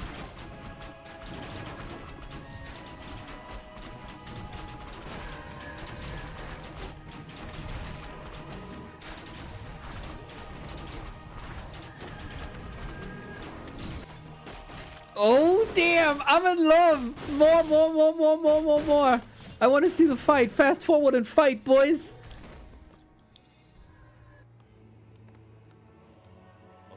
Forces are under attack. Whoever came up with that idea, I really want this to work.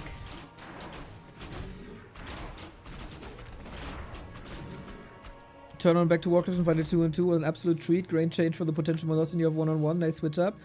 There was no monotony yesterday in the one-on-one. And you know me, I'm just a reaction streamer to what's provided to me.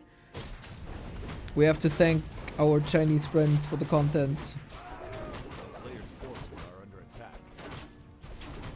But appreciate the kind words. And I guess 1-0 and Kao were appreciating this town portal. Both red spots, Infi and Fly. This still might take some time. This push hits so hard. They push before the upgrades are finished. So 30 seconds till it really comes online. Postering up. Okay, look at him go. Lich and Talons should ideally target the same. Fairy Fire, Orb of Corruption, please. Owl against the Blade Master, so they always see it. This is a very, very, very fragile build though, as you don't have any blocker at all. Against the TC, Wisps coming in, against all heroes. Dark Ranger third, but Kaho is suffering big time. He's just running around. Getting slaughtered by Fly so far.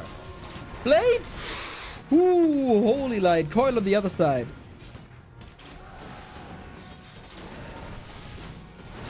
I was very excited. But I don't think Kaho had like 10 seconds to actually do damage. Kaho was just running. Nothing else. Here we go. Here's the damage. Here's the nuke. Oh, the cow. Get turned into a steak. More nuke level up. Saves him, actually. That showed the potential of the strat here, I think. A big 1000 HP cow reduced to nothing. Blade also. RIP. Hero focus, boys. Invul potion. Most important thing in this game now. So much mass. That stomp is sick. Finds the epicenter of the Night Elf army. 1-0, 35 food. Barely anything. So many peons still. And I really like that response by Fly and Infi. When the strength of an enemy strategy is single target damage, go for mass. Go for mass.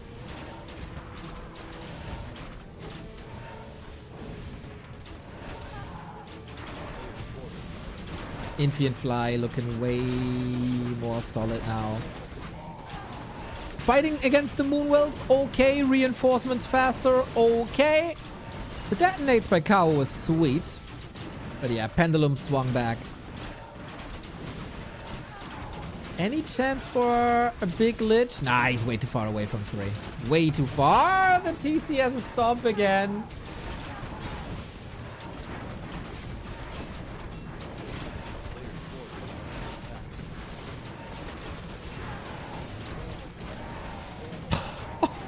What a slaughter. I don't think the tactic is wrong in general. I think they got caught off guard here. With an A-bomb, this could also be quite nice, maybe. But then, of course, your timing is delayed by a lot. Maybe a more tanky hero instead of the Dark Ranger. But I also see there's so many units that could potentially be turned into skeletons that the Dark Ranger also holds a lot of value. TC rip. TC rip. Maybe you don't need too many units. You need heroes and you need talents to enable them. Oh my god, if 1-0 and Kaho still win this. What a goated 2-2 so far. And the mass of Fly and Infi is dwindling. Fairy Fire everywhere. But all the talents were mispositioned, unfortunately. Getting sniped easy. But yeah, usually whatever they focus is dead. It's just that there's too much. And now they can't kite anymore. Nighttime falls. If we can trust the in-game clock. That's more Moonwells. That's more Regen. But they're just hanging on, man. They're just hanging on. The statue is even empty. There can't be reinforcements by 1-0 because they will be intercepted here. That's still the downside of Turtle Rock in 2-2. And now the Dark Ranger's on the menu. Brave fight by Cow and 1-0, but they have to give this up. And it was a little bit too much. Very cool switch. Something that I haven't seen before. Very, very, very cool switch.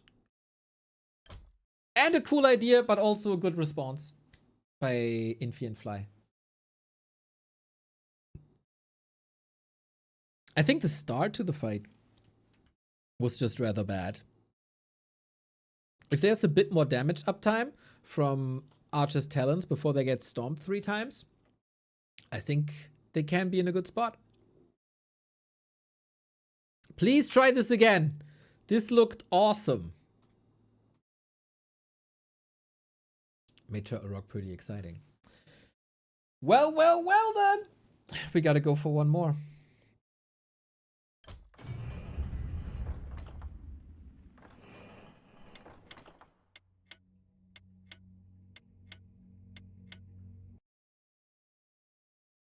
And that is the decision in this first best of 3 on Twisted.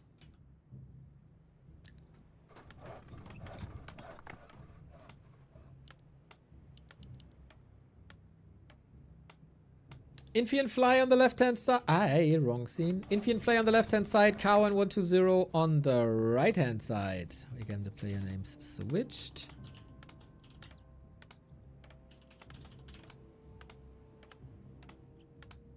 This box looks shit. There it is. That's better. Okay, decider. Who wins this best of 3?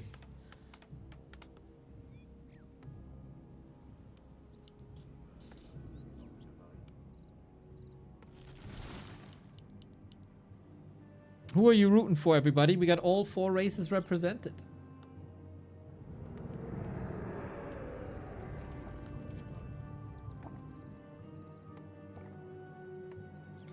Show some love for 2-on-2 Smile. Merry Christmas. Yo, Alchemist, thank you. Merry Christmas to you too. Thank you for the prime. The best solution against ads in a fight. A nice little prime sub. Or turbo. Or tier 1 sub. Cow switches it up for the first time. Rooting for you. Nice. For the first time, we see a Demon Hunter. Something that we haven't seen before. We get Archmage Blade Master on the other side. Fly, not a single series with Farseers. Interesting.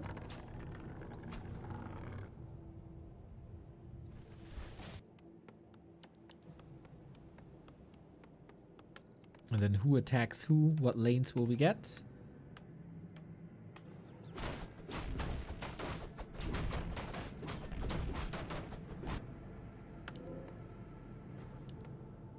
A player's forces are under attack. Oh, Fly, can you still do it? Still got it? Still got it. Okay, don't deny, please. That would be lovely. Let's take a look at the Blade Master XP. If the burrow gets the last hit, there's 0. Stop, stop, stop, stop. Ah, okay. Better safe than sorry. And Sobi Mask. Lovely. Especially if we can swap it to an Archmage, potentially. On the other side, we open up Mercenary Camp for Shadow Priest against Water Elementals. Enjoy it, as long as the Shadow Priest is worth a dime. Before it gets nerfed into the ground.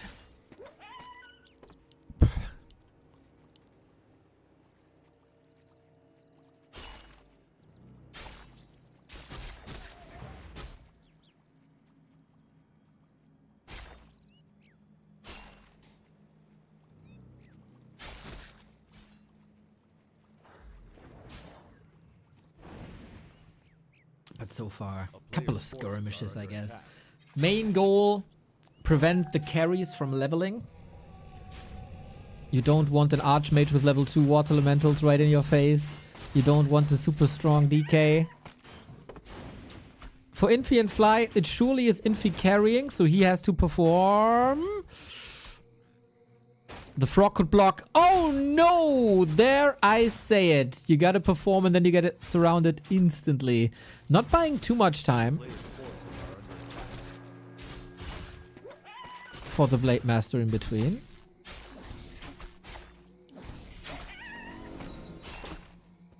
Interesting that they put focus on the Blade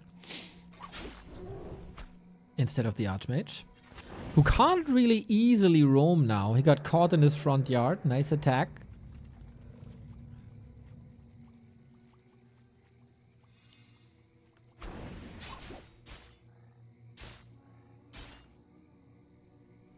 A player's forces are under attack.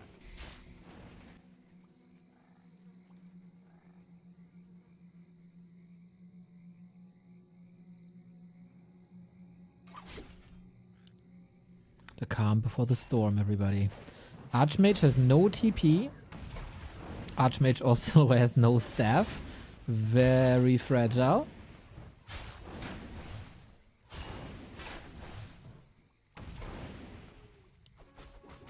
A player's forces are under attack. Demon Hunter range attacks into the human base. This shouldn't lead to too much.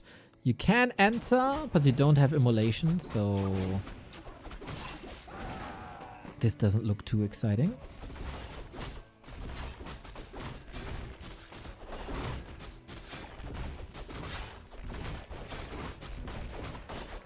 Oh, did he steal this? Oh, 1-0, you literal god. You literal god. Against the Rock Golem. Poggers.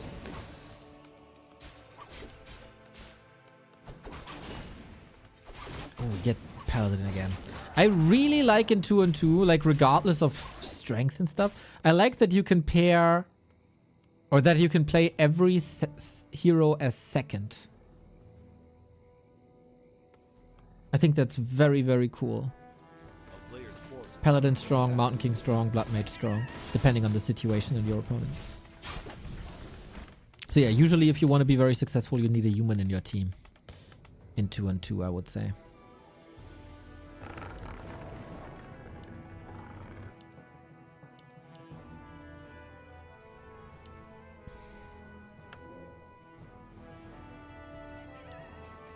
Things are slowing down. 30 food on both sides. Naga second this time. DK Lich, Demon Hunter Naga. Can again be a lot of single target, but the Paladin is there to even out the single target. And this time, unfortunately, we go Lores. Boo! Boo! For Twisted, we get a team fight early.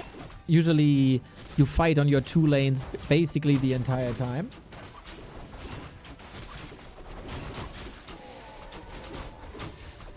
But solid map control, I'd say. In 2-on-2 in general, very few expansions, always. Reveal. Oh my god. You can't have a fly game without a killed Blade Master. But the reveal was god tier by Cow and 120.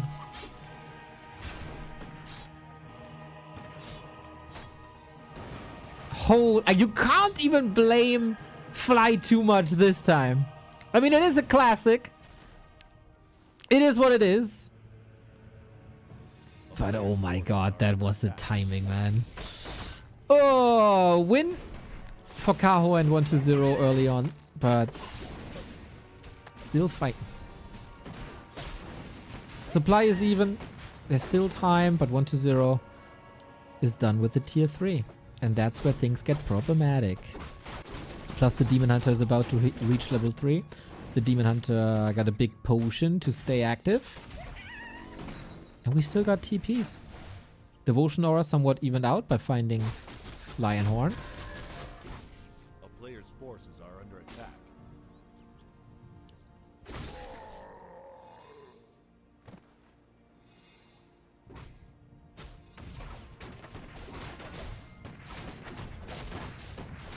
And a creep jack, right? Oh, snap.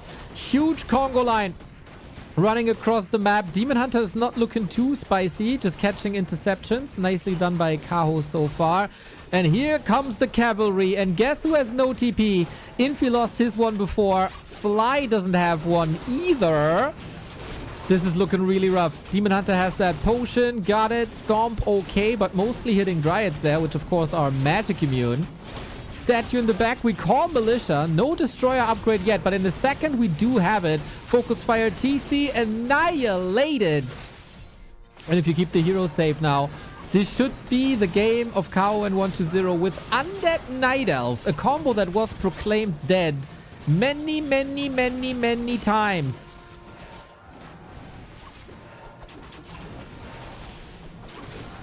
Oh, what a slaughter. Supply-wise, it's still somewhat even. The TC is, of course, missing left and right for Aura and Stomp. And the huge sustain that we got here by statues is just so helpful, man. Super helpful. Frost armor on the Demon Hunter. Paladin is not looking hot. Infi leaves the game. It is game. GG. Cool comeback. Cool comeback by 120 and Cow. Maybe they had to find their groove a little bit, as game 1 was not ideal, I would say. But then on game 2, they found their stride. Also very different maps, of course. The team fights by Fly and Infi look good. Nothing else afterwards worked anymore. Cool. Cool series. Always nice to cast a little bit of 2 and 2. Always nice to cast a little bit of 2 and 2. Boom. Okay. It feels like everyone is asleep. So I don't think I want to cast the other 2 and 2 games anymore. Because we have to discuss a patch. Maybe I do it another time. The replays will be up. But yeah, I said before, if there's chat activity, we continue with the 2 and 2. And there isn't, so here we go.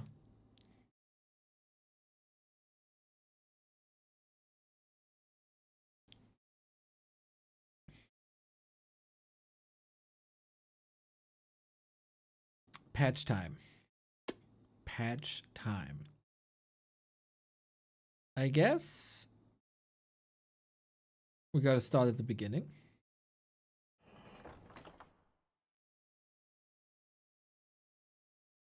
Where are the threads? I click on that thread. And I see Captain Jack post. I get migraines immediately. Battle.net forum doesn't have a function to mute a player, right? Or a person. That's crazy.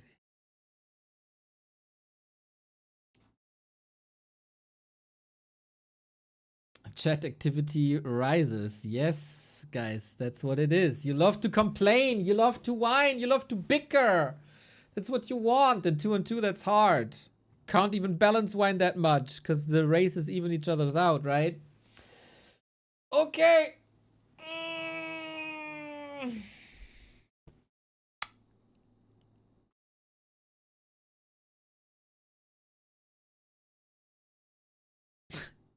Is Sharky here? Feels like he has lots to say.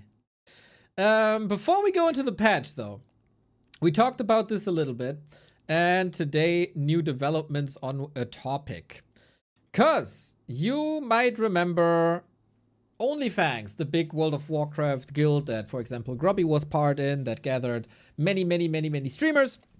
So there's a German version now called Sauercrowd, which is a funny name, I think. It's organized by 3 amazing, huge German streamers. Papa Platte, Hand of Blood, and Mitashi. And I didn't promote myself much for this. And it's starting in like 10 days. It's starting in 10 days. So now more and more people contact me. You should do it. You should do it. You should do it. It's like, yeah, I'm not getting invited. I'm not invited, dude. So I riled up parts of the community a little more. If you want to see me in that content, promote me. And this morning, Sharky did it. And I ended up on the stream of Mitashi, one of Germany's biggest streamers. So here's what he had to say. I'm going to translate. Was? What? Der war 654 Tage am Stück online? The dude is streaming for 654 days. Bist du krank? Is he sick? Bro, Twitch-Tracker? Let's watch Twitch tracker. Back to Warcraft? Back to Warcraft. Average Viewer 1168. Tschüss! 1168 average viewers. Tschüss! Tschüss, Junge! Zeig mal her jetzt! Show me, show mein me. 5G-Router gebe ich. Bruder, der ist berühmt. He's famous. Hä? Bruder, der ist berühmt! He's so famous. Der hat 2300 Viewer. Grand Final Day, Happy Fortitude. Was streamt er denn? 2300 viewers. Der What's he ist streaming? Warcraft-Kommentator, mal mit Florentin Creamjack bei Rocket Beans. Noch nie gehört. Never heard of him. Aber ich glaube, I think wir könnten den mal vorschlagen, weil der sieht ja sehr sympathisch aus. we might suggest him because he looks likable. Alrighty, so first step is done. I contacted Mitashi, now waiting for a reply for when his stream is done. So yeah, if things go well, I might be part of this stuff. Which, of course, doesn't mean that Warcraft content is going away. No. Plan would be... This has all to be in German if I take part in this. It's obviously gonna be very time-consuming. World of Warcraft, hardcore. I never played World of Warcraft in my life. I would say it doesn't change much. Afternoon streams will be the Asian Warcraft 3 tournaments in English. And then once they're done, we switch to German and I play World of Warcraft. So that would be damn cool. Would be a nice opportunity to try something different. I've been doing, like, I'm basically, when you look up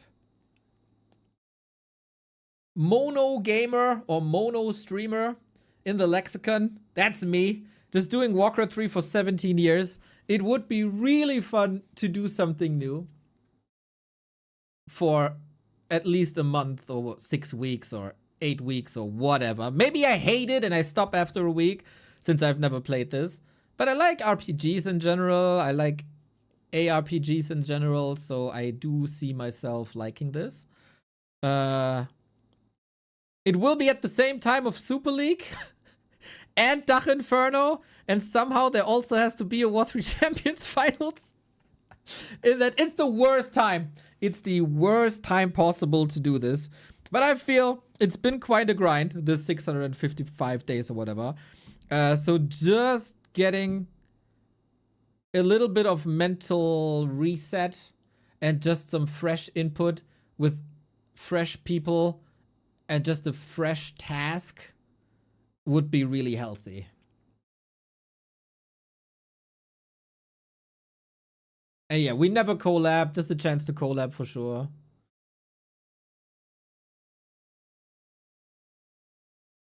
Can't wait for all the stupid people come in saying Neo betrayed Warcraft. This is gonna be so funny, man. I'm gonna be doing like a 12-hour stream, starting at noon, casting 5 hours of competitive Warcraft, play 2 hours World of Warcraft, and then continue to cast Dach Inferno Warcraft 3. People will still do it.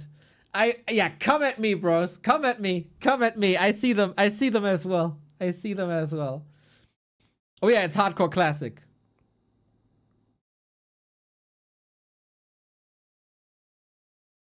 So yeah, if this works out, I'm very excited about it. Shout out to Sharky and Bear getting this done.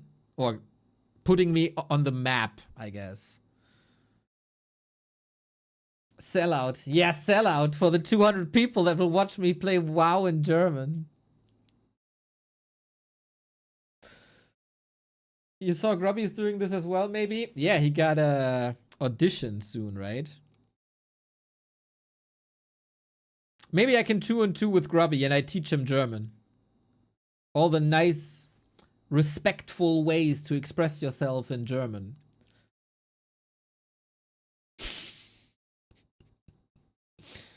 He knows Scheiße! So that's a good start.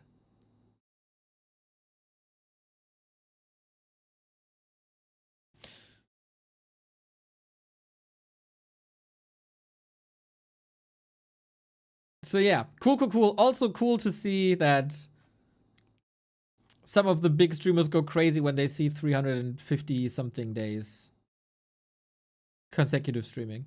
And that they like our numbers. That's also cool. It was very, very encouraging this morning. Very, very, very encouraging. I borderline spammed several Twitch chat, nearly got banned and had to sub. LOL! It's gonna be worth it, man. It's gonna be worth it. Hopefully. At least for the first death clip, man. At least for the first death clip is gonna be worth it. Okay. From a very fun, hopefully very fun, and very exciting topic to balance talk. Balance talk. For everyone who's out of the loop. Last week, we got hit by a PTR, that is a test server update, where Blizzard is presenting proposed changes to the community, then posts the changes a little bit further, and then the big discussions start. Last time, we only saw nerfs to the Dark Ranger and visual changes to Possession. So the Dark Ranger life drain was addressed, and Possession gets a visual line as an indicator. This time, it's a lot more balance changes. And I was a bit critical that last time there was no balance changes because it should be relatively simple to implement some of them. Obviously, a redesign of something would take a lot more to implement a new hero, to implement a new spell, whatever. That would all take some time. But numerical changes are really easy to do. And I was very pleased that a big part of the community came forward.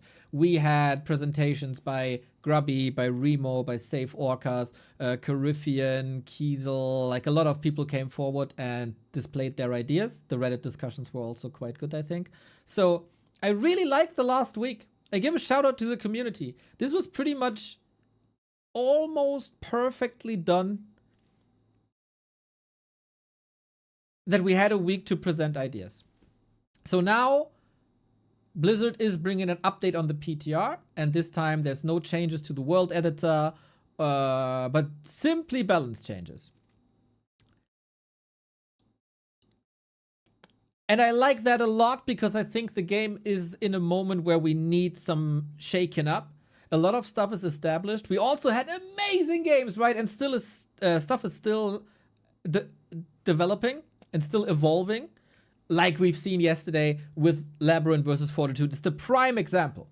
It's a prime example where we are like 6 months into a patch and still new stuff coming in. It's great. Some stuff is also very stale. And while most of the game is in a pretty good state, there's some low-hanging fruits that can be addressed. And I posted about this on Twitter saying the scene is mostly in unison, I think, with human is a bit overpowered, orc is a bit underpowered, even though they're kind of vocal and say that they are not competitive. Some elements of night elves are very strong, while some needs a little buff. And we would love to see a little love to unused heroes. That was more or less my wish list. While I didn't go into specifics. Other people did, and they put more work into this. But yeah, this was mostly my wish list last time. And this was also a summary of a lot of discussions that we had on Discords and Reddits, etc. So, we now have a big potpourri of suggestions. And we got the balance changes. So let's go into the balance changes first and foremost. We display them, and then I will say something in the general direction of this patch, because I think this has not been mentioned yet, and I want to talk about something general. Human! The rifleman attack cooldown is increased. That means they attack slower. If a cooldown is increased, they attack slower by 0.05. I think riflemen are very strong. I think taking damage away is probably not the right thing. So adjusting attack cooldown is very good. Disclaimer from me. While I have usually a very good idea when I see, for example, a damage value changing, in my mind, I see already what it does. When we talk about attack cooldown, I don't have that intuition. This is one line where I can't see how much that affects the unit and the strength of a unit. And we will see one other example afterwards as well.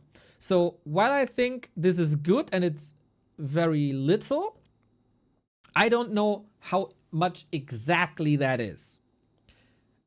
So I give the direction a thumbs up. For the value, I don't know. Sorcerer's Master Training, and this is going to be a theme for the entire patch. Master Training research time reduced from 75 to 60 seconds. This is something that a lot of people suggested. Save Orcas first and foremost. It's been out there as suggestions for over a year, now warmed up again and finally on the desk of the Blizzard people. I think in most cases this is very good. Priest is certainly debatable if they should get the same treatment. Every single Master Training will be 60 seconds, except Druid of the Claw. That's faster, and Necromancers, that's also faster by default already. So faster Polymorph, faster Priest, Inner Fire. Level 2 Water Elemental gets a damage nerf by 1, but only on level 2. So the level 3 Archmage creeping Water Elementals and base pushes get a little bit nerfed. But we have to see this in the entire context of the patch. So hold your horses, we're going to read through it one more time. Shaman also get the Master Research Time treatment. Witch Doctor get the Master Research Time treatment. Walker get the Master Research Time treatment. Everything shaved off. Chuck, chuck, chuck. 15 seconds gone, 15 seconds gone, 5 seconds gone. So all Master Casters, 60 seconds. Healing self-duration reduced by 5 seconds. This means you heal minimally faster from 9 HP per second to 10 HP per second. The amount of healing is still 400. The cost is still the same. This is the only change to sustain on orcs. Night Elf, Talon Master Training, also faster. Glaive Thrower build time, 48 seconds to 42 seconds. So we get Glaive Throwers, the siege unit of Night Elf, faster. And if I'm not mistaken, they also repair faster. But someone can correct me if that's wrong. But I think if the build time is faster, also the repair time is faster. Check that for me if you want. Ghouls! Ghouls! Damage is back to 10. The base damage is back to 10. That's a buff. They also get a nerf and attack slower. Very similar to the Rifleman. 135. The attack cooldown is almost the same, nerfed by 0.05. This is still a net buff. I had to understand this a little bit. If it's a buff for the first attack, but then the damage curve goes down. Because attack speed doesn't matter for the first attack, right? The first attack is always the first attack. Attack speed only matters between attacks. So between attack 1 and 2, between attack 2 and 3. That's when attack speed matters. So the first attack is always the same. But it's still a net buff to ghouls. They are still not as strong as they were before. It's a 4% buff, more or less. Somewhat in between. People aren't too sure yet. Is it a 4% buff or is it a 7% buff? I don't know. Banshee Master Training Research Time, same treatment. And this is a bit scary.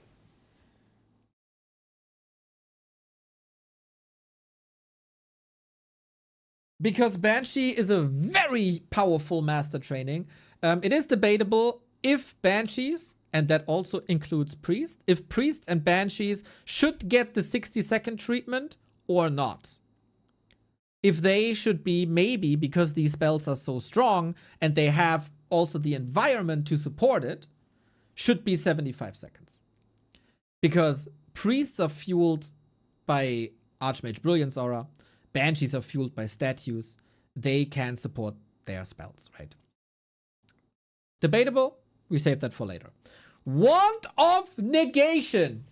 Nerfed into the ground. This is the Dispel Staff that the Undeads have on tier 2. You buy it. It had 4 charges. You buy it for 150 gold. It had 4 charges. No cooldown. You do it. Pow, pow, pow. Water Elemental gone. Currently. Now, they're a little cheaper. They only have 3 charges instead of 4. And they have a 5-second cooldown. That's a lot. That's a lot. So, a Water Elemental has 625 HP. That means, on the current live server, you would be able to one-shot a Water Elemental in 1 second. This change means you cannot completely dispel a Water Elemental in 15 seconds. So what this means is, Wand of Negation is still good against disables, like Hex, Entangle, Sleep, stuff like that. It is not good against summons anymore. It's 10 seconds. It's 10 seconds. You're right. They're Schaffner. You're correct. It's not 15 seconds. It's 10 seconds. Because the first usage has no cooldown. Correct. Good correction. Shout out. They're Schaffner. Yeah. Thumbs up. Well done. 10 seconds. Frostworm build time also adjusted. Neutral. Shadow Priests abolish magic. That is the dispel of the Shadow Priest. Damage decreased from 250 to 150. That means you don't one-shot wolves anymore. It's a lot less damage to all the summons.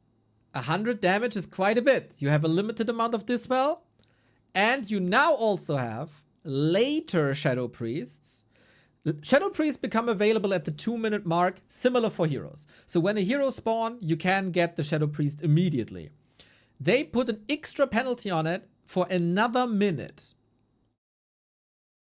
So basically, at the moment, you can pull out a Merc camp, use another unit, get the Shadow Priest at the 2-minute mark.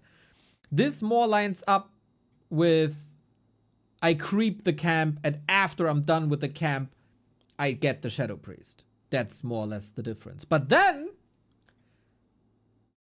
the mercenaries replenish in the mercenary camp, right? After a certain amount of time, they become available again.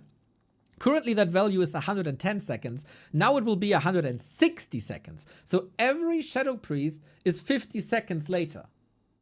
And then the second Shadow Priest is 100 seconds later.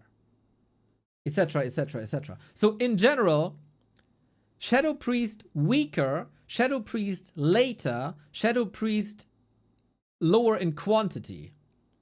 That is a huge buff to summons.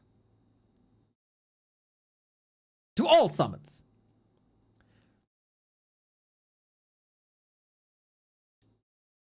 Brewmaster Breath of Fire was nerfed big time before. And the big problem is that the panda sneezes the fire, right? And the initial damage is very, very minimal. So you oftentimes want to step back, cast the Breath of Fire to have a wider cone.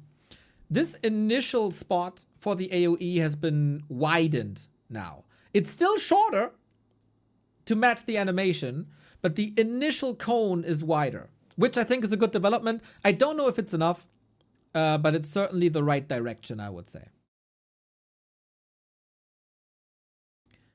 Beastmaster starting strength up by 2. So the Beastmaster has more HP and more right-click damage.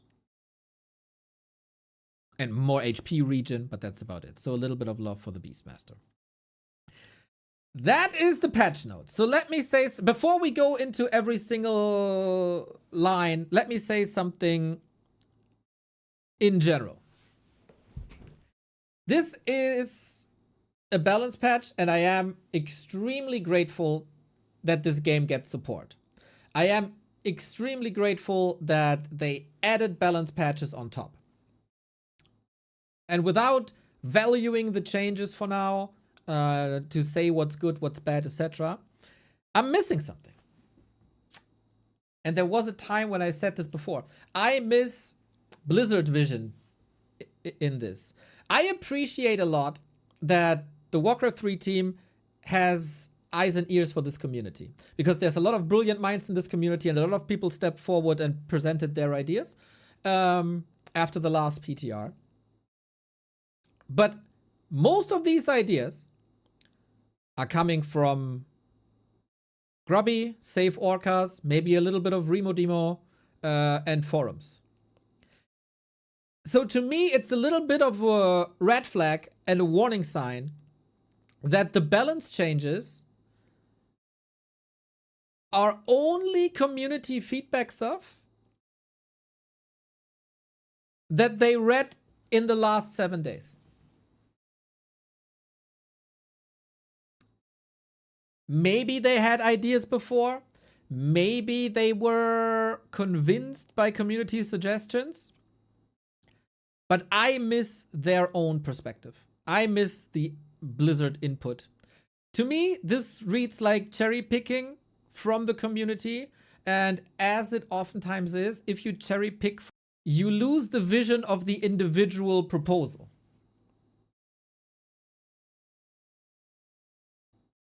And I think that's not great. I don't know.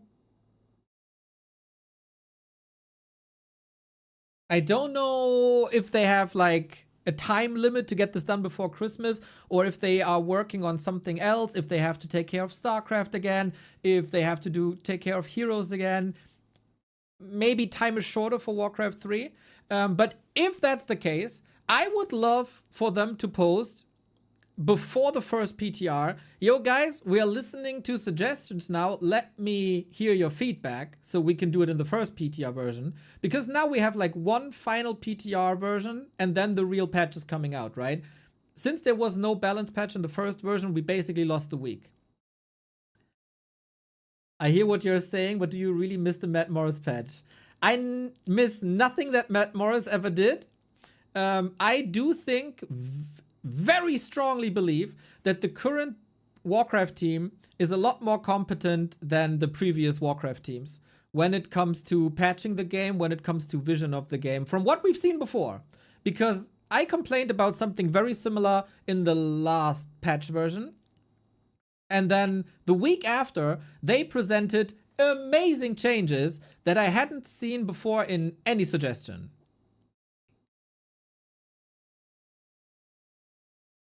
So they do have a vision. I just miss this completely in these suggestions. Neo is sad his suggestions have not been heard by those of others. No, I am very, very, very pleased that suggestions are heard. As I said, we got brilliant minds in this community. I like a lot of grubby suggestions. I dislike a few others. I like a lot of safe orca suggestions. I dislike a few others. I do have a very different vision than most of the people.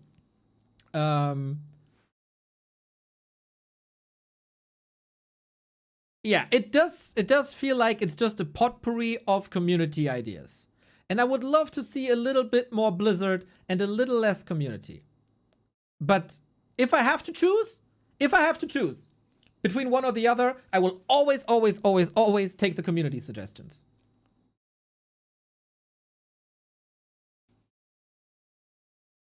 So there it is. Where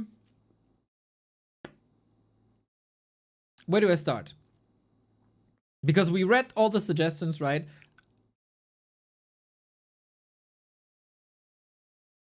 I want to start with the ghouls. Because I think I got very strong feelings about the ghouls.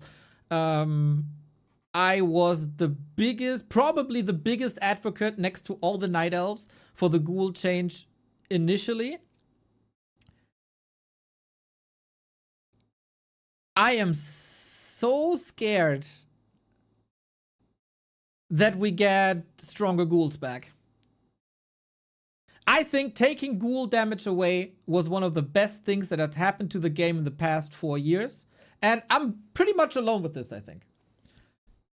I think every meta has been developed for the better. You saw yesterday Labby versus Fortitude. What a dream of a game. You saw Labyrinth versus Infi. What a dream of a game. And that wouldn't have been possible if we stuck with the strong ghouls and we all play Cryptlord. Because you've seen Happy versus Fortitude today. It was hella boring. I find Cryptlord ghouls extremely boring. And I think we're over it. I also hate 9-minute 30 push timings against Night Elf. I think the meta versus Night Elf currently is freaking beautiful. Late game, Talons, Mountain Giants, Chimeras, Banshees, Possession, A-bombs, Wagons. We got it all. And we got all of this because we nerfed the ghouls. And it is such a beautiful matchup now. I love it. I love all of it. For orcs, I have to say I didn't watch many orc games, but I can only assume that the matchup got better. We saw Soen versus Happy, right? And there was also a beautiful thing. The ghoul DPS is up 7% roundabout. Yeah.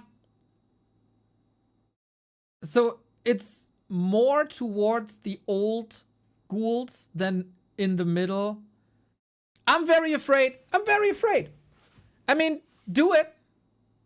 It will probably help the average undead, which is in general good. But I'm so afraid I will have 6 months of mass ghouls again and 9-minute 30 timings again. Yeah.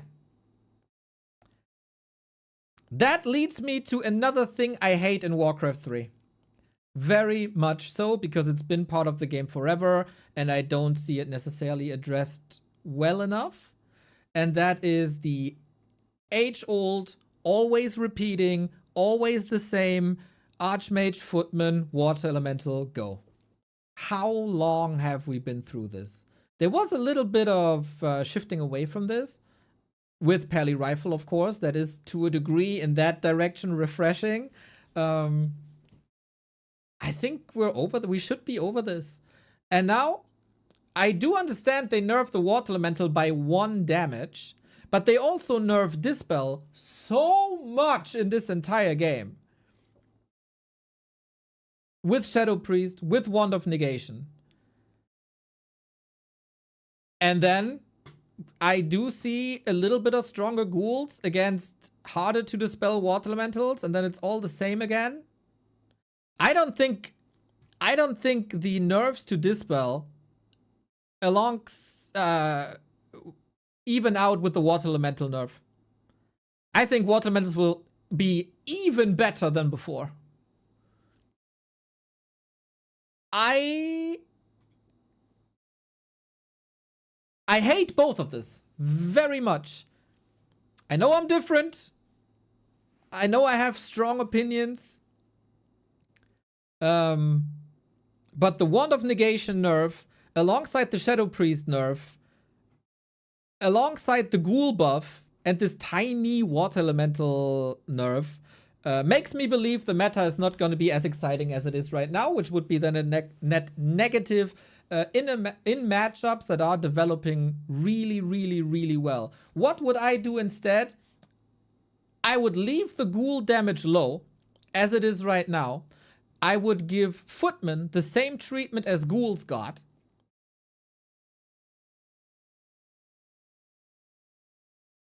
Find a middle ground for the Wand of Negation, because I do strongly think that the Wand of Negation needs a cooldown. 5 seconds is a bit extreme. And voila. I think that would be the better way. I'm very, very, very afraid of the matchup that's to come. Of the meta development that's to come. I'm all for the master training upgrades. Mostly. You can debate about Priest and Banshee, I think. For Orc, I don't think this is enough. I think if I were an Orc player, like a very competitive, high-ranked ladder Orc, I would laugh at this. For a long time, they are praying to the totems that they got in their front yard. We need better sustain. And they get 5 seconds on the duration on the heal self. To me, it feels like a little slap in the face even.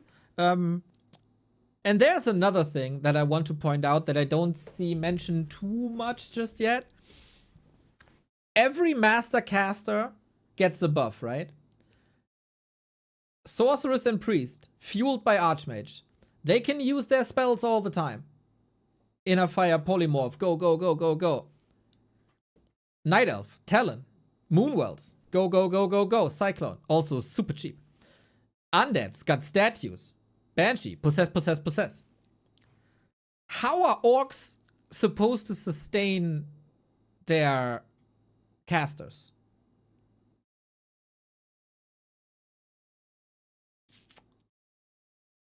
I think it helps the other factions more than Orc, even though it will help them obviously a lot, right? Because 15 seconds, that's great for everyone. But if one faction is already underperforming a little bit, and then a change comes in that treats everybody evenly, but the 3 other factions have better tools to utilize this overall buff, this might not benefit Orcs as much as the others. And then it's gone again in the wrong direction. But that can only be changed if Orcs somehow get some sort of mana regen in any form. And I don't know if that's great. I don't know if that's possible. But it is something that you have to think about.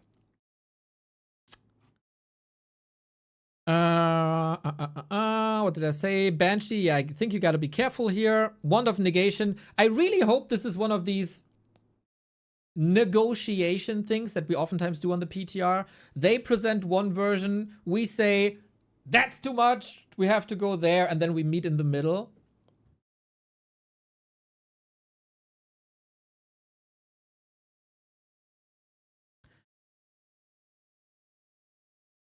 Feels like it.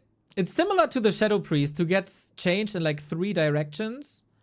This is like 1 buff, 2 nerfs. But this is a big one. So the nerfs clearly overshadow the buff as the costs are down to even this one out. And Shadow Priest in 3 directions is also way too much. Like this is too extreme, and this is too extreme as well. This has to be toned down. Yeah. And wait, racial weakness is interesting.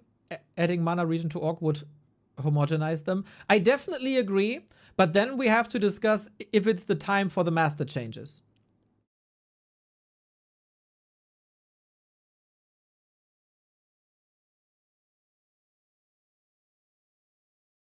If you want to give the overall buff to all the races. What I miss is Night Elf. I would say Night Elf overall gets a buff towards Keeper. If Shadow Priest is not as good, gets a buff because they are probably the most frequent user of Breath and Panda, and this might enable some Beastmaster plays again, which I think I like. I like a lot. Beastmaster, I like high tempo Beastmaster plays. It's cool.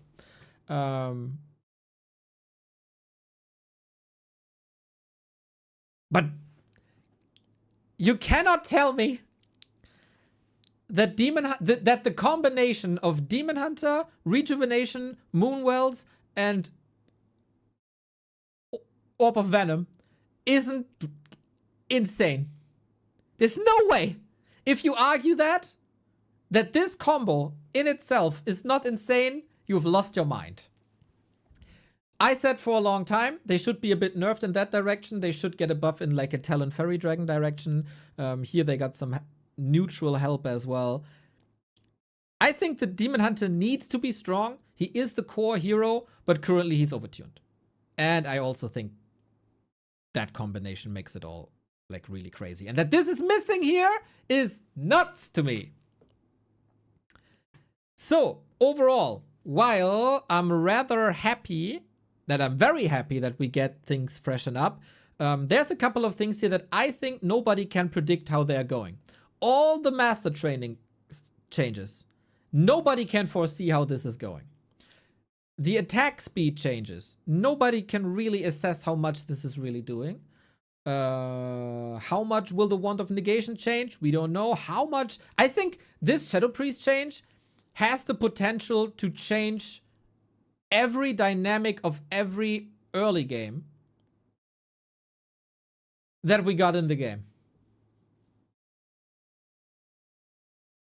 I love, by the way, that they're doing this in general. Don't get me wrong, I like the nerf. I love the grubby suggestion about the Shadow Priest. I love that they are tackling the mercenary camp for the first time in forever, because the game has changed so much that it was necessary. But yeah, if you do that, I think you have to at least tackle the Water Elemental in some capacity.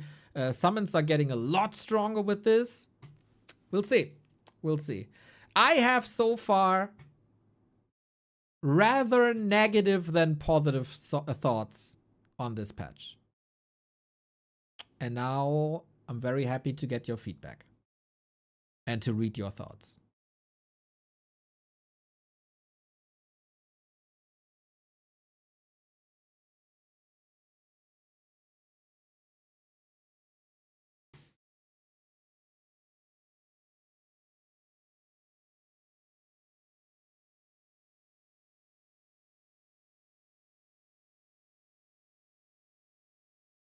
I think it's hilarious they're copying Grubby suggestion to a T. If it's good suggestions, you should never shy away from copying them to a T. As long as you keep the entire context of the suggestions.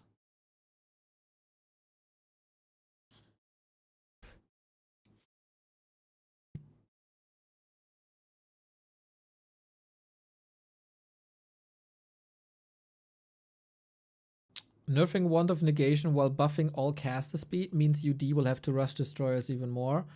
UD have no option. This is pretty sad.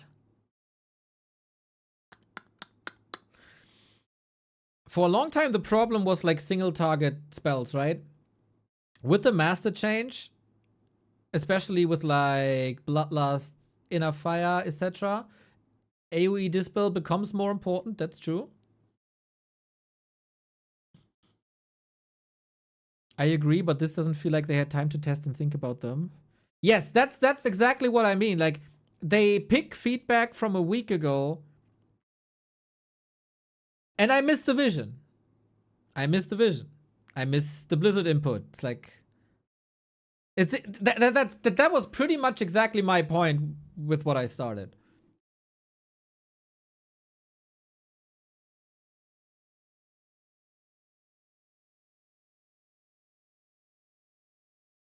I'm a big fan, by the way, that they don't get rid of the air possession. It's really cool interaction. Beastmaster is actually kind of super buffed. Really? Maybe I'm underestimating expecting these stat changes.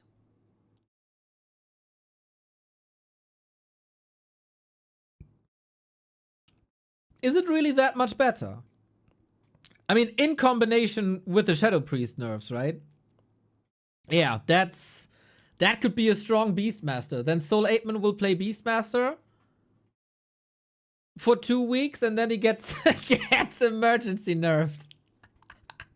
That's the future, isn't it? I think that's the future.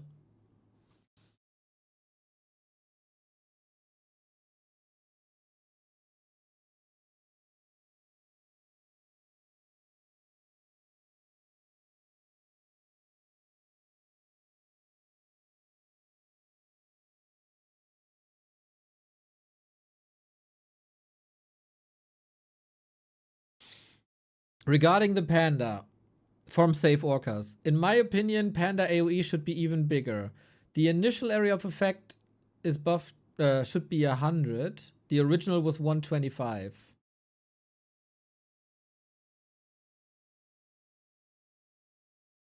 Increase the final area from 175 to 200. The original was 300. So it's in the middle now. I think, to me personally, it's just once again my vision. I think a shotgun AoE fits the Panda really well. It's just about this spot in the beginning before the cone widens.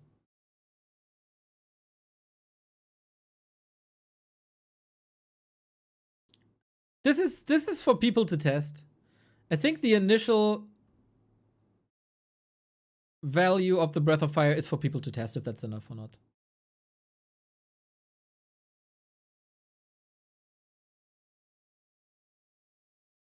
But yeah.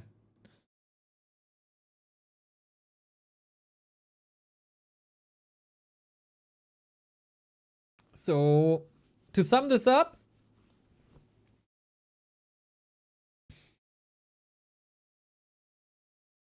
my hated Archmage Water Elemental Footman issue is not really getting solved. I think Orc issues are not getting addressed properly. I think Night Elves are not getting addressed properly.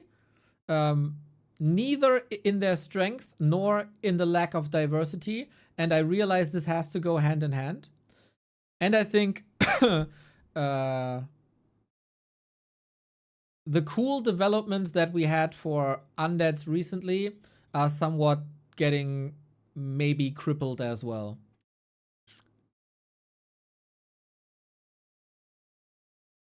Yeah. That's what I take away from this.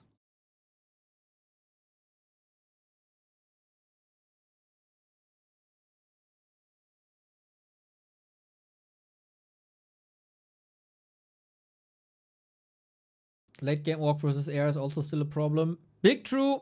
Big fan. I had the same idea as Grubby. Make unstable concoctions stale. Very true. Still an issue. And with easier inner fire, this becomes even more of a problem, by the way. Inner fire griffins? Yes, please.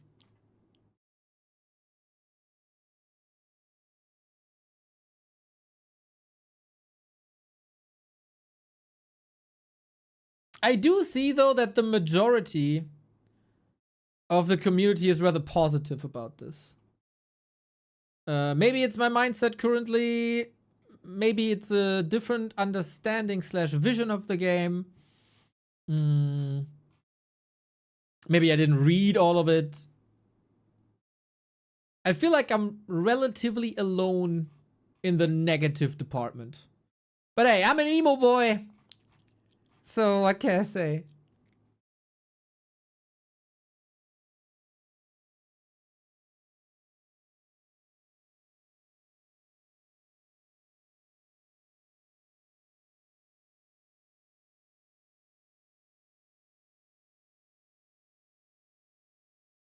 And again, or maybe I feel like I have to clarify so many things because I forget. I keep on forgetting to explain stuff. A lot of these things, like I would say, No line of this patch note as an individual line is bad. I think every single line as an individual line is good.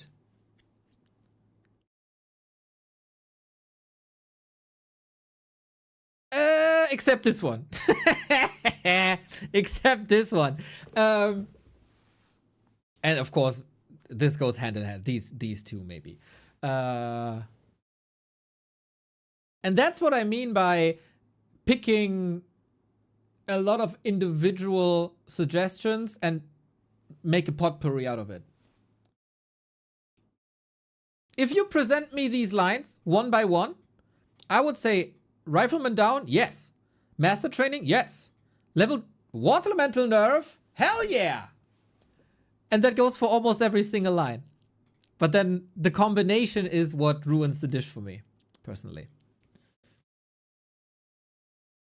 You haven't seen the CIS community comments, Neo? Yeah, I started to look at X3 Demon's Telegram. First, I noticed he's kind of stalking me, which is funny because he hates me. And yeah, it's rather extreme. It's rather extreme, but it's been quite negative from that community for a while. But there's, of course, also very good suggestions. I, for example, had great talks with Well Played.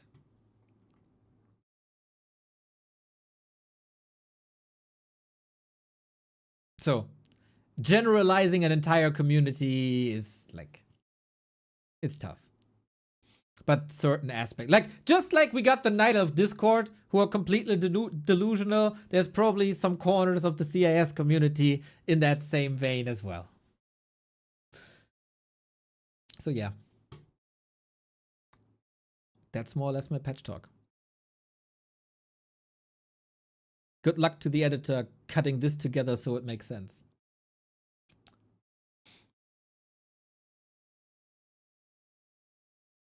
Glaive meta. I don't know. I said this a couple of times before, but in this crazy keeper times, I enjoyed when people played glaives. Of course, the heat-seeking missiles were completely bananas, but you can do cool stuff with glaives.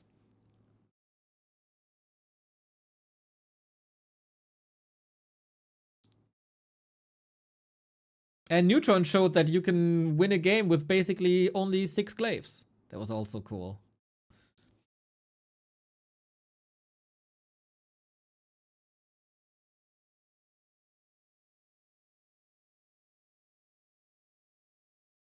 Reducing priest master training to 60 seconds for the sake of homogeneity makes no sense from a balance perspective. Very much agree. Very much agree. That's why we got exceptions in the lower extreme, right? With Necromancer and Bears. The only real problem, I think, with glaives is how clunky they are. That's why they're oftentimes really nicely paired with Zeppelins.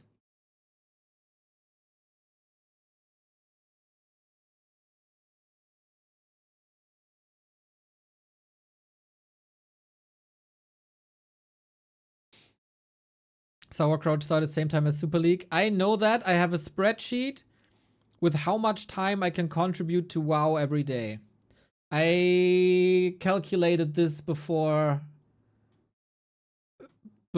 saying publicly that I would like to be part of this.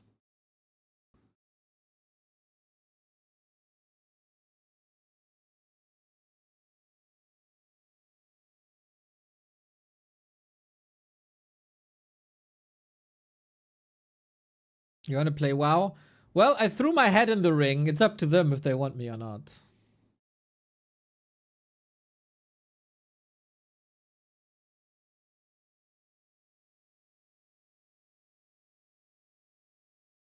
Vandal, thank you.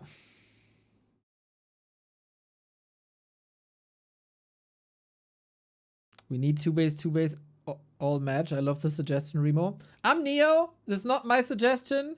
And I don't like that too much. I like when things are different as often as possible. I like a little bit of 2-base. I like a little bit of 1-base. I like a little bit of turtle. I like a little bit of pushing. I like a couple of towers in my life. I like a necro push every once in a while. The more different stuff we see, the less stale it gets. And that's my vision of the game, which I think could be in jeopardy right now.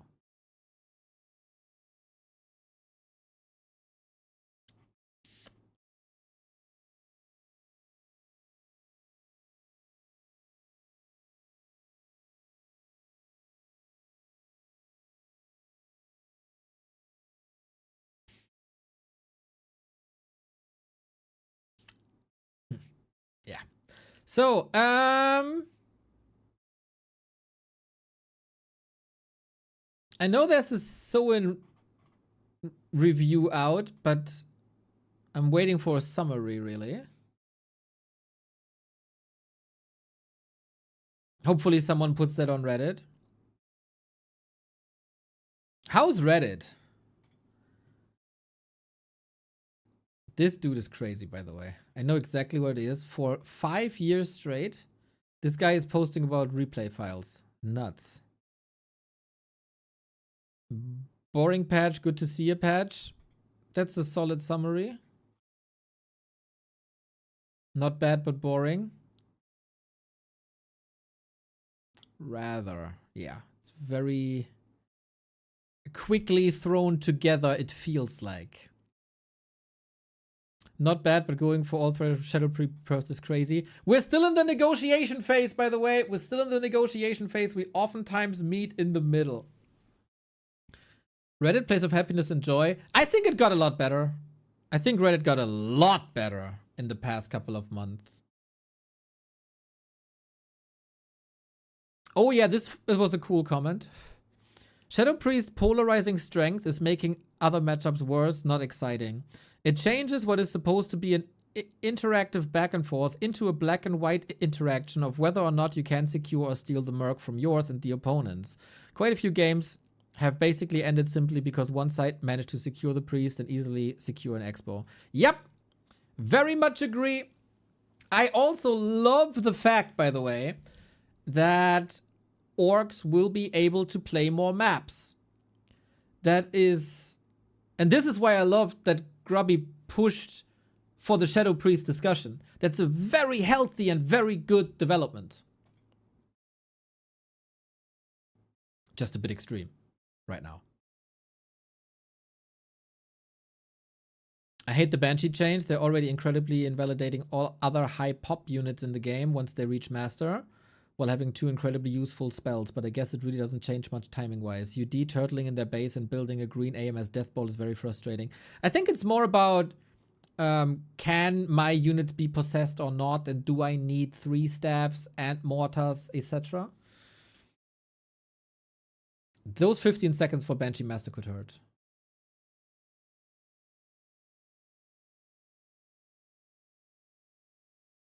The indicator will help, but then it's too late oftentimes.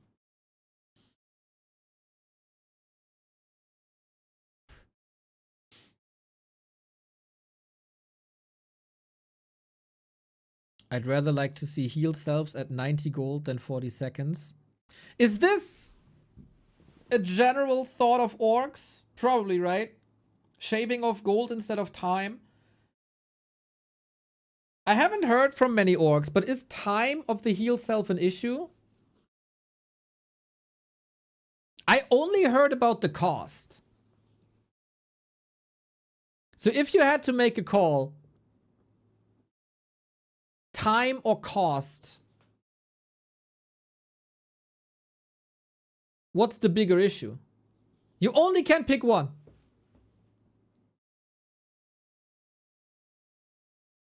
What do you pick?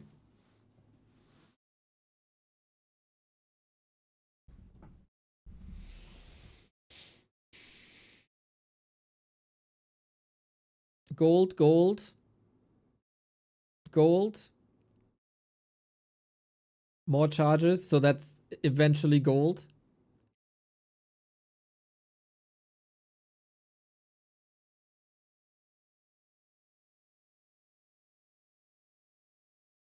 Agree. I would agree, but I am just observing, right? Okay, that guy's an idiot. Would be nice if other underused heroes get some love. Yeah, feels like this is not the patch to be super creative. This is a patch to crunch numbers, I think. That is rather clear.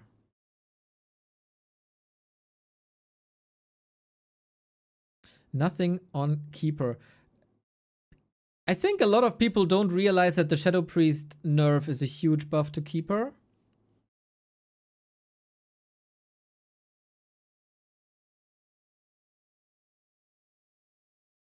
Shadow Priest buff, nerf is a buff to water elementals, which is a buff to humans. Yes! I think that is a problem.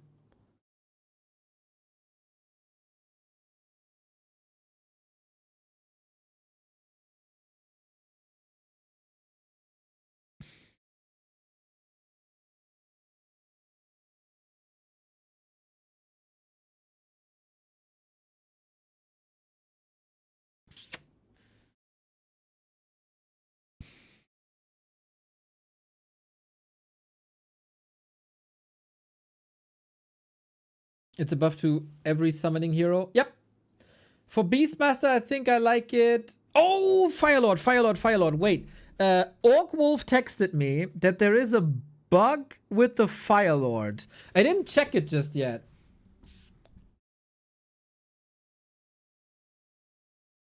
I didn't check it yet. Apparently, there's a bug with the Firelord.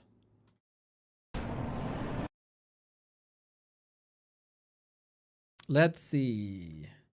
They sent a video. So, the description is, after splitting, level 2 and 3 lava spawn, the blood volume is not 50%, but around 80.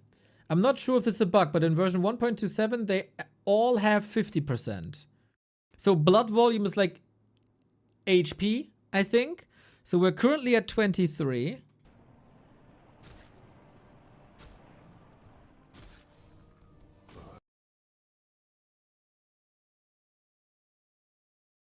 That's funny. So that's a level 1 water elemental. Or not? Is that, I don't see the values. This is level 3, right?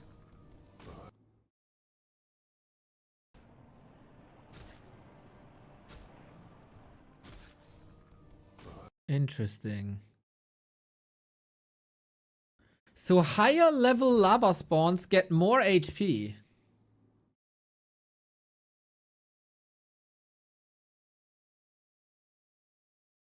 So one gets 50% and one gets 80%.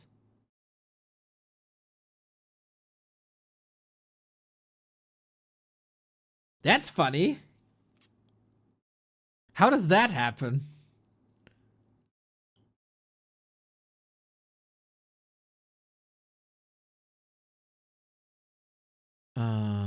How is the... Do you go for ability?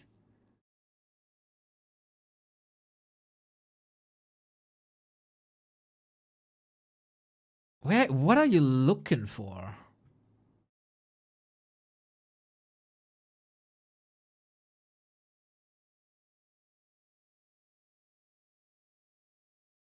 What are you even looking for?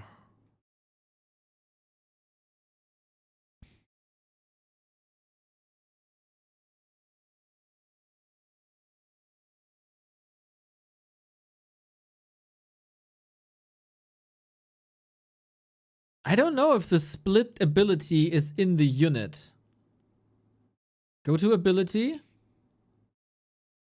Okay. Special? Maybe?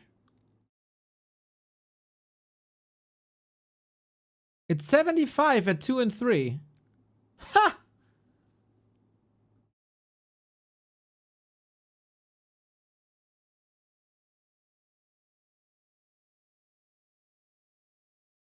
What's it called? Summon lava ability.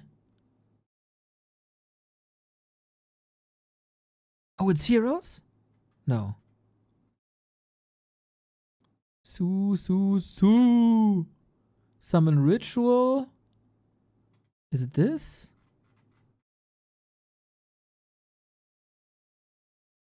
No. Control F. Wait, that works?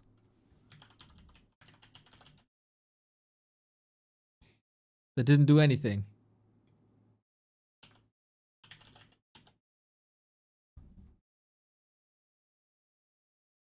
That doesn't do anything.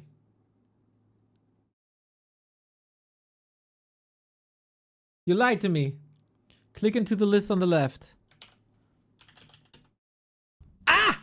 Aha! Aha! Aha! Oh yeah, that's right. Wait, that... Is that it then? Max hit point factor?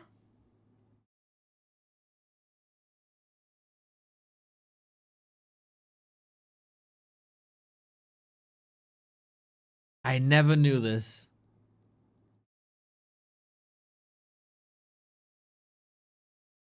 I never knew this. I don't think this necessarily has to be adjusted. That's it? Okay, 75% for 2 and 3. Maybe it's just part of the summon. God damn, that's some knowledge that nobody has.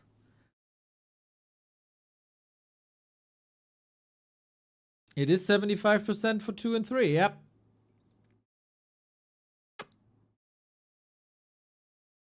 I think that's cool. I don't think that's a bug. Mr. Rain, thank you for the sub. Learning new things about Warcraft 3 all the time. Yes, sir. Okay. That would be it for now. If you don't have any inputs, anything I should react to. Is the Grubby video up already? Is it Grubby Talks?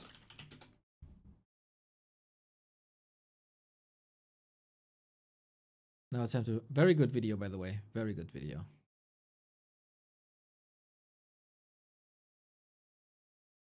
Not up yet, huh?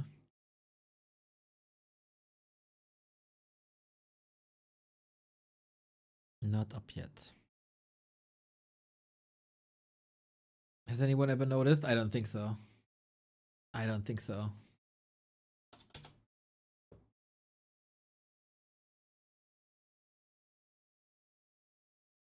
Did Witty do something?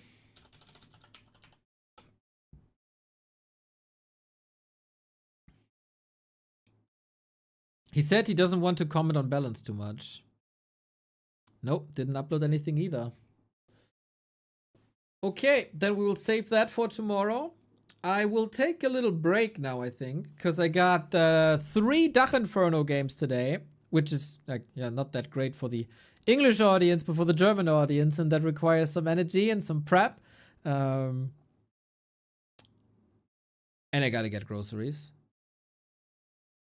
And then we see each other later. It starts at 7:30. I'm gonna be here like 7:30. Sharky versus Shosh. That's gonna be fun. Kevin versus Ina. Noise. And we also have Tetsta versus Teko. Gonna be some good matches. This patch talk, really not hostile. Very cool because the conversations, this is also something I forgot to mention. While the suggestion phase was really cool and very chill, once the balance changes were out, things turned pretty hostile again, which I don't appreciate. So keep it civil in a constructive way, just like we did on this chat here. So shout out chat for your chat. And then we see each other later for the Dach Inferno. Take care.